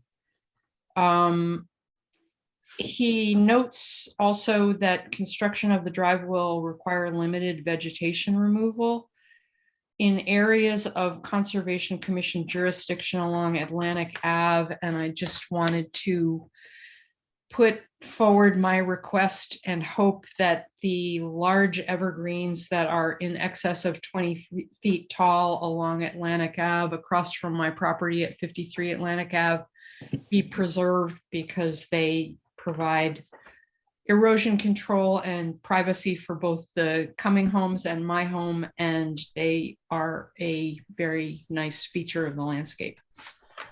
And the last thing is just that I was a little confused by the form Mass DEP WP Form 3 that was included where their item 7B checks the box for the project being exempt from Mass DEP stormwater management standards for the reason, quote, small residential subdivision less than or equal to 4 single-family houses, close quote.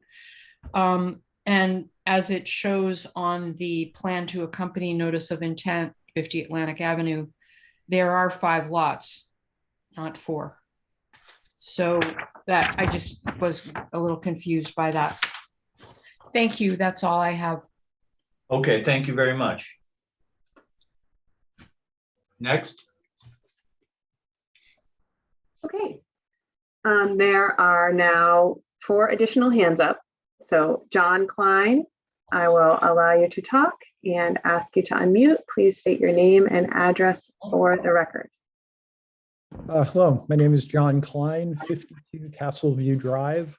We're on the southwest edge of Lot 4. And a couple of questions. One, the driveway is not going to be paved initially. And would the order of conditions include that this is never going to be paved, or is there a plan to pave it later? Second question was about tree removal. What trees or vegetation is going to have to get removed in order to install this? And third, there are some proposed driveways from the common driveway up to each of the proposed houses. Is that construction going to be part of this done now, or is that going to be done later?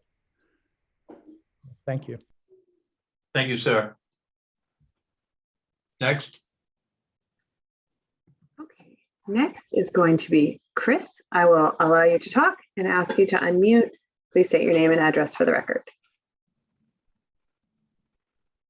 Yeah. Oh, sorry, it changes around. Hold on. I'll try that again.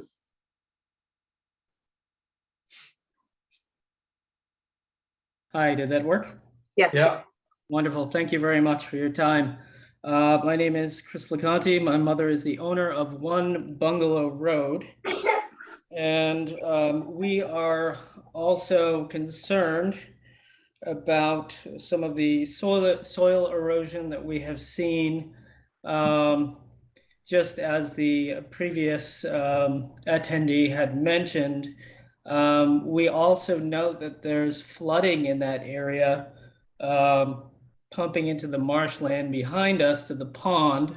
Our fence is actually already damaged because of that. So we just wanted to express our concern about drainage with the new driveway, and express some concern about potential runoff. Okay, is that it, sir? That's it from my end. Thank you. Thank you. Next. Okay, next is Peter Kelly. I will allow you to talk and ask you to unmute. Please state your name and address for the record.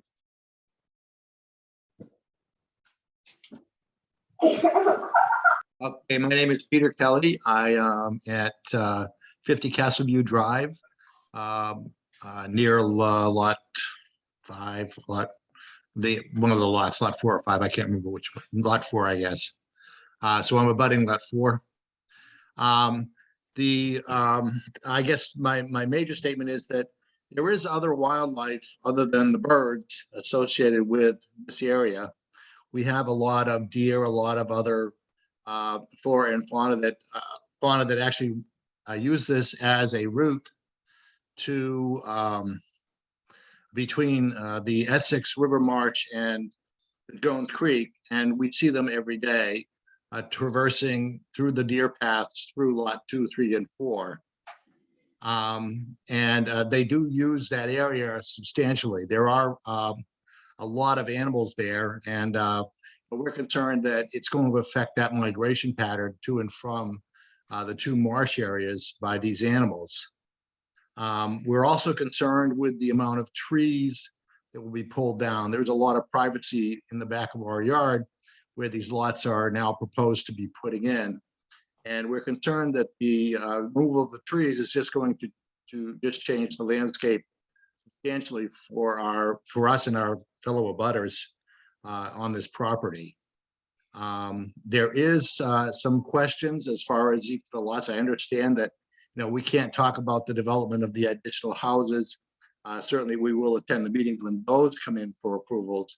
But we are concerned with, that the wildlife is affected, the septic systems draining into Sleepy Hollow Pond are at issue, and that, in general, this is a very large change, starting with a very small change in the area. And we just want to make sure that the existing fauna isn't affected substantially by it all. That's the only thing. I just would like that to be addressed. Okay, thank you, sir. Before we go any further, though, I want to let everyone know, if you don't understand the buffer zones on this plan, I understand. But jurisdictionally, we only probably have control over half, if not less than half of this lot. Just so people understand, the northern tier is basically outside of our jurisdiction, or the upper lot 2, 3, and 4. 4 is somewhat controlled by us, but 2 and 3 are pretty much out of our jurisdiction. So you need to understand that. Otherwise, we don't have any control over that aspect. So who's next, Adrian? There are no other comments at this time. Okay.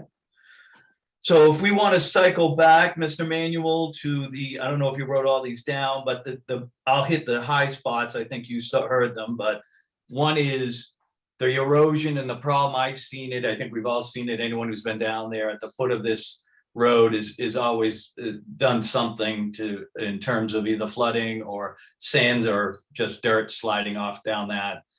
The other being vegetation removal to put this road in, and what the road is going to be, the finished product of this phase. Is it going to be gravel? Is it going to be asphalt? So I think those were the 3 big takes, but feel free to answer them all.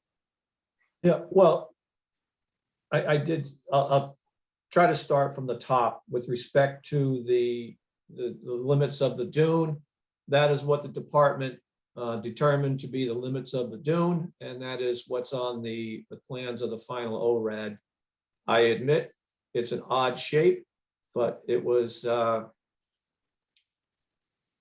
think the department found that their supposition that this was coastal dune was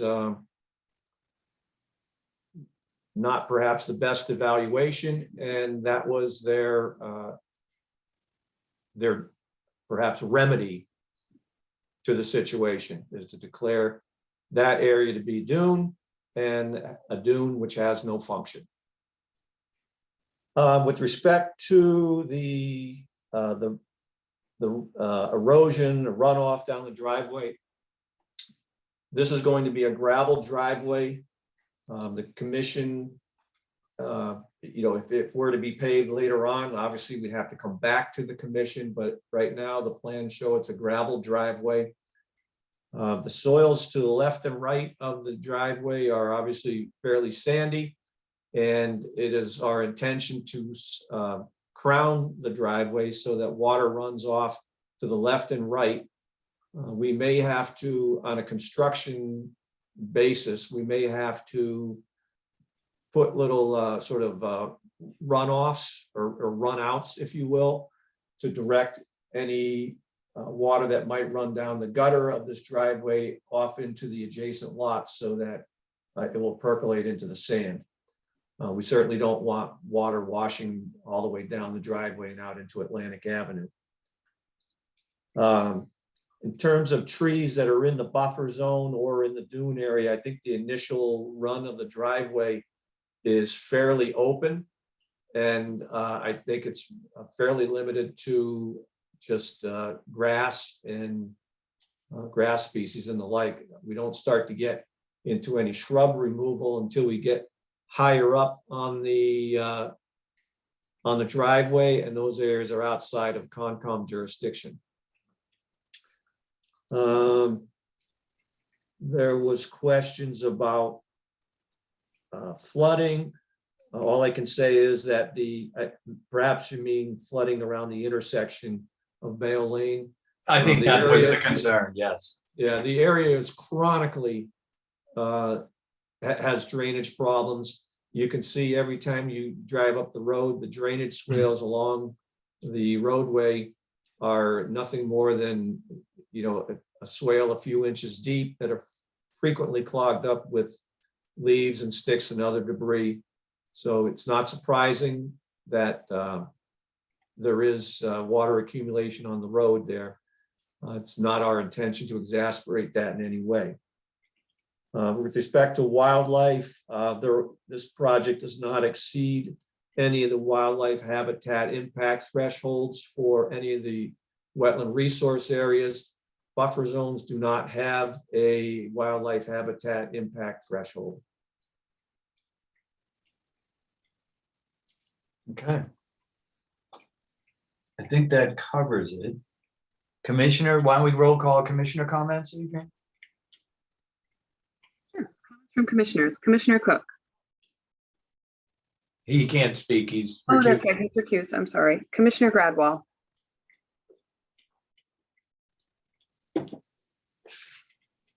Barry, any comments? He's blocked. You're not on, Barry. Barry? Who's No with us? comment. Okay. No comments? Okay. Commissioner Sargent. Yes, even though this doesn't have all of the functions of a common coastal dune, it still is a resource area. And the regulations clearly say that vegetation shouldn't be removed because it could destabilize the coastal dune, even though this isn't fronting, say, a beach or anything else. So we're talking about somewhere around 2,840 square feet of resource area that's going to be permanently altered.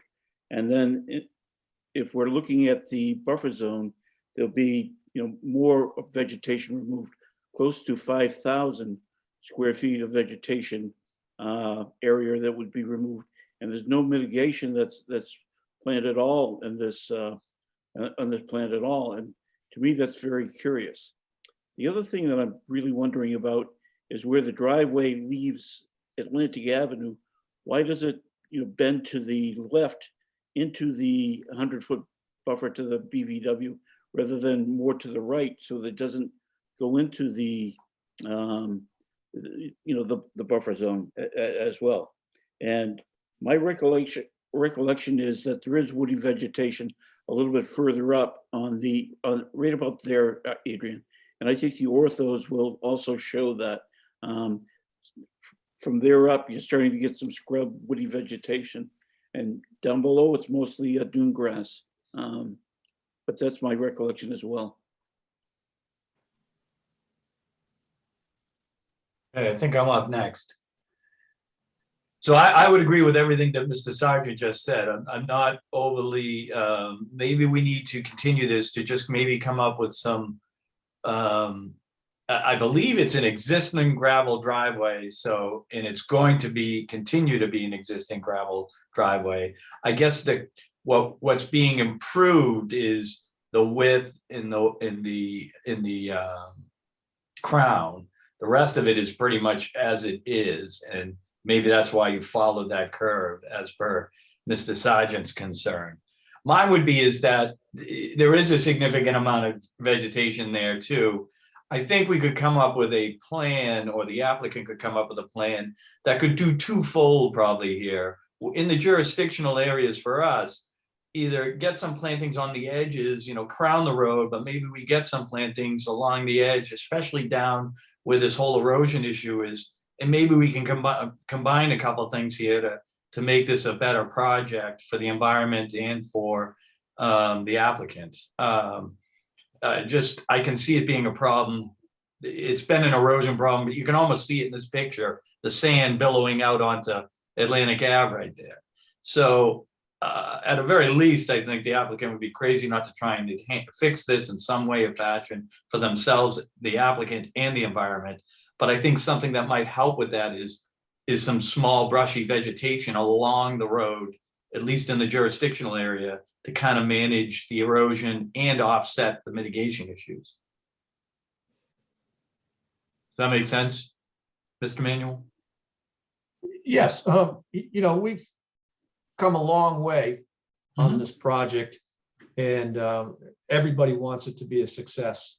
So I hear the concerns of some of the people that commented. We don't want soil running down onto Atlantic Avenue. We don't want dunes eroding away. So,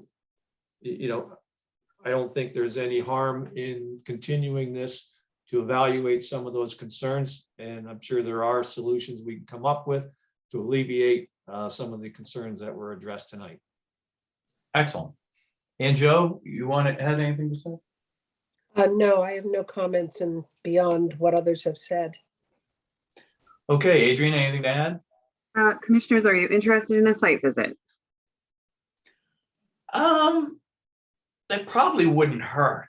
I mean, just to see really, the orthos, I don't think do us any justice. So I wouldn't mind doing a site walk. I don't know if anyone else is. It's been a while since I've been up there, just to get a little bit of a lay of the land between now and the next meeting. I think the applicant can keep moving forward on what we talked about, but it wouldn't hurt for me. I can do it, well, if I get the applicant's approval, I could probably just do it on my own if nobody else wants to join. Do I by default, I think I have the applicant's approval, do I not? Yeah, I just have to check with the applicant to make sure there's nobody in the house that needs to be. Yeah, I'd only stay on the road. Oh, yeah. Okay. You mean on the driveway or on the road? Yeah, I'd stay on the driveway. Yeah, we just have to make sure that there's nobody in the house that Okay. would be alarmed if you drove up there. I'd walk it, but that's fine. Yes, please request approval. Yeah, for and me I'll to let go. Adrian know. Okay. Any other commissioners? If there's going to be a formal site visit, I'll attend, but. Okay. All right, I'll talk with Mr. Manuel about it tomorrow. Okay. Okay.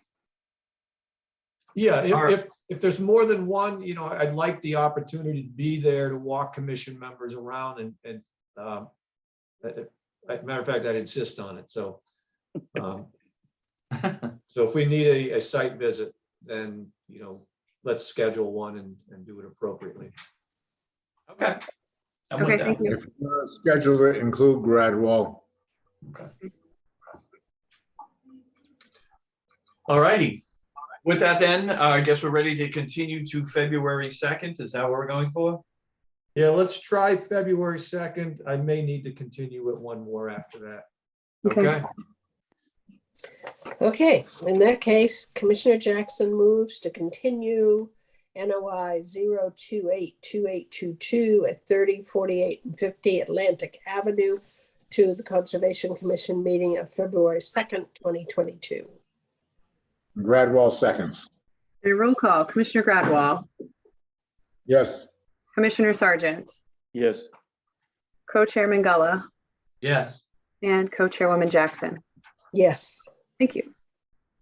Thank you. Thank you, Ms. Manuel. Have a great night.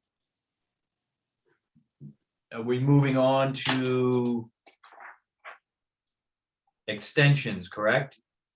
We are, and I do not see the applicant's representative for 028263432 Coles Island Road on the call. So by default, the commission will have to continue that to the next regularly scheduled meeting unless she's here and I just don't recognize her call in. And if you are, then please feel free to raise your hand. We'll give it a minute. We'll shift down in case she pops up. What's her name?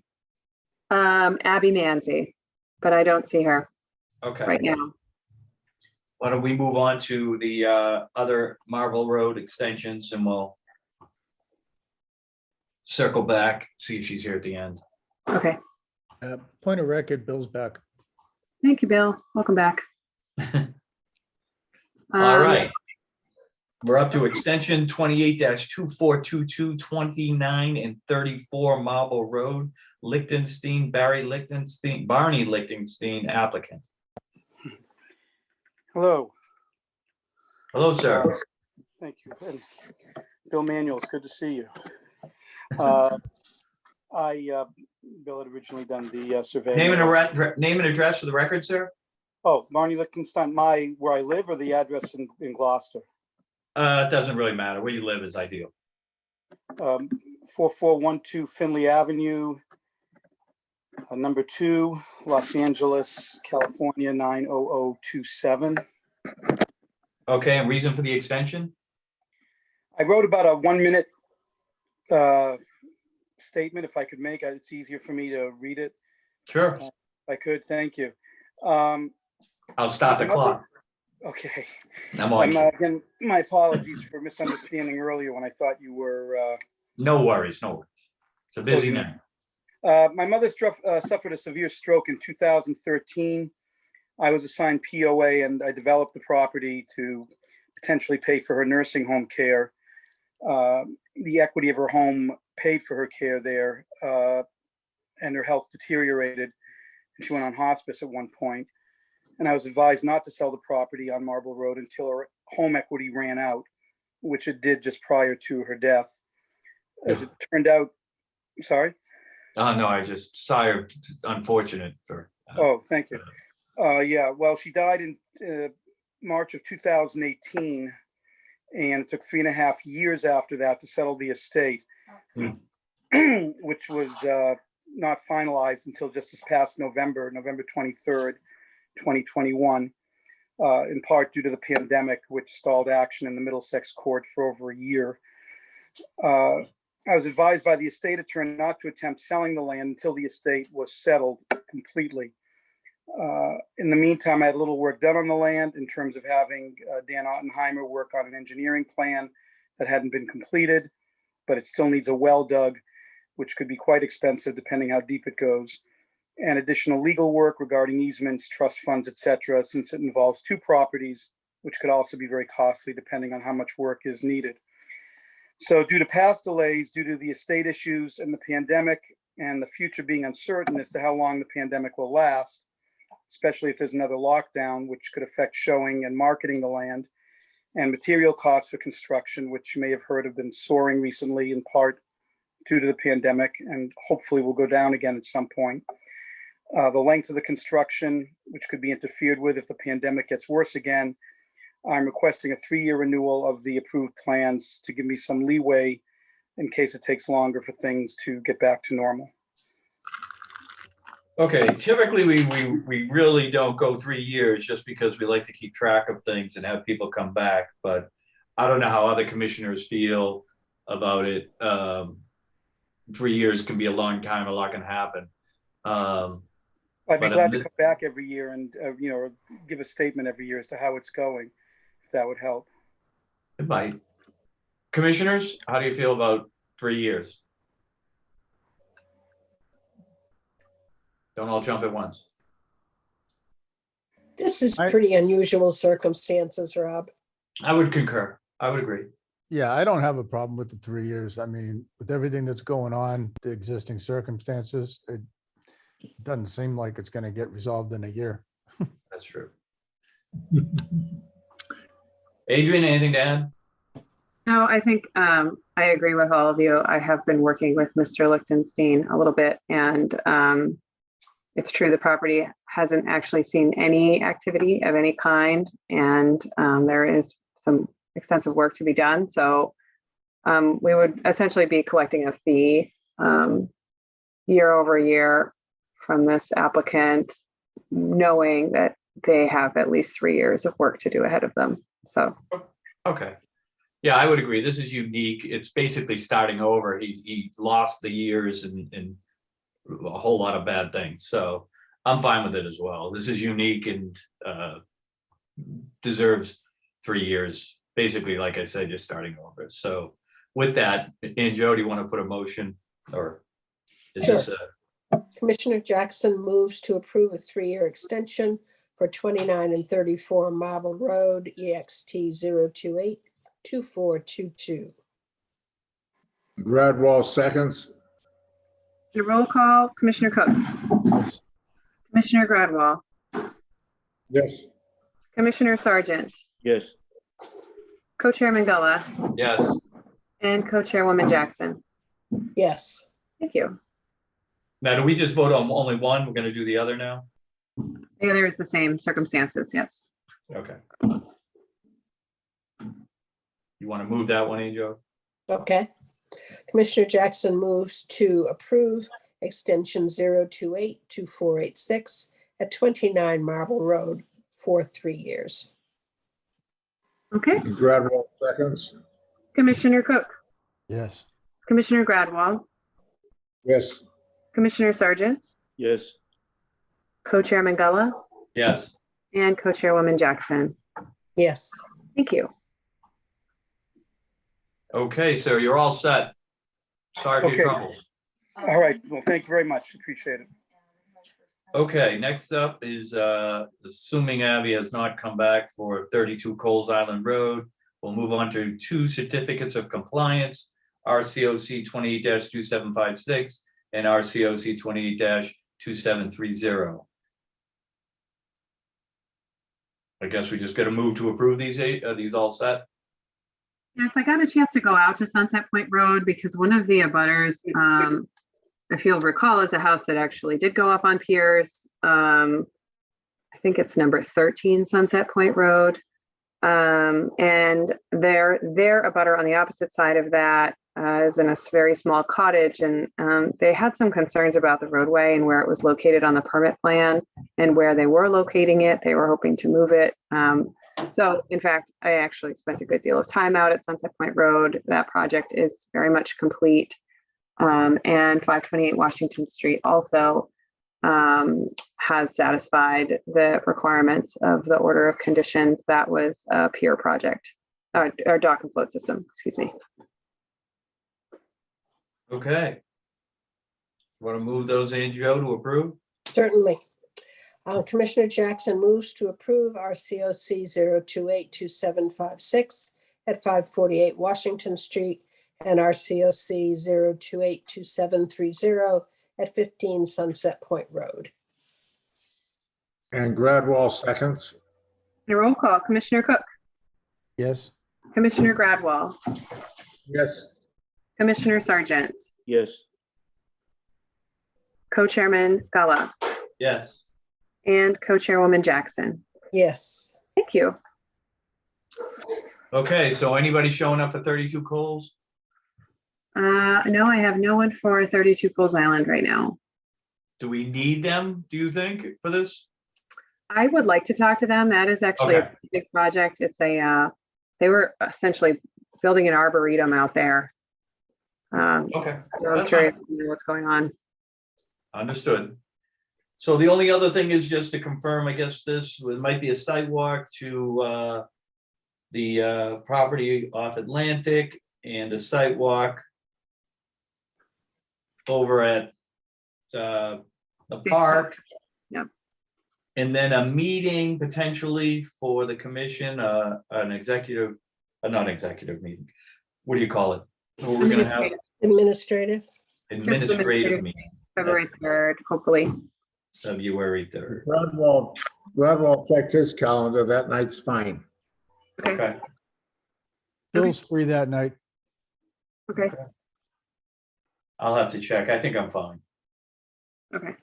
But I would just put those dates for the sidewalks, get those worked out, Adrian, and then just confirm the street administrative meeting. Yes. And I just want to say thank you to Commissioners Jackson, Sargent, and Cook for your willingness to be reappointed and tolerance of the pain. I really appreciate your service on the Conservation Commission. It makes a huge difference to have commissioners return term over term, year over year. Your institutional knowledge is priceless, and your understanding of the regulations is so valuable. Thank you. I think the only question is what institution should we really be committed to? That is an open question for us all, for all of us. Yes, and we Yes. appreciate your support, Adrian. That keeps us Yes. together. Yes, exactly. I second that. Thank you. All right, who wants to move to adjourn? Commissioner Jackson moves to adjourn. And Gradwell has to second it. Yes, you do. Okay, Commissioner Cook, Okay. Commissioner Gradwell, Yes. Commissioner Sargent, Yes. Co-Chair Mangala, Yes. and Co-Chairwoman Jackson. Yes. Thank you very much, everyone. All right, we moved a lot of Everybody have a product. We did well good tonight. week. Yep. Be safe. So when will these be available? I will drop them tomorrow for you for signatures at noon. Remember, there's that one particular one where I forget which one or two of them that's going to require 4 signatures. So Yes. be I will be. cognizant of that. Yep, very conscious of that. Yep. Okay. All right, Be everyone. well, everybody. Thank Okay, you. I'll sign them Monday, I hope. Okay, drop in while you're there, or at least try. Okay, All right. Bye, everyone. Bye. good night, everyone.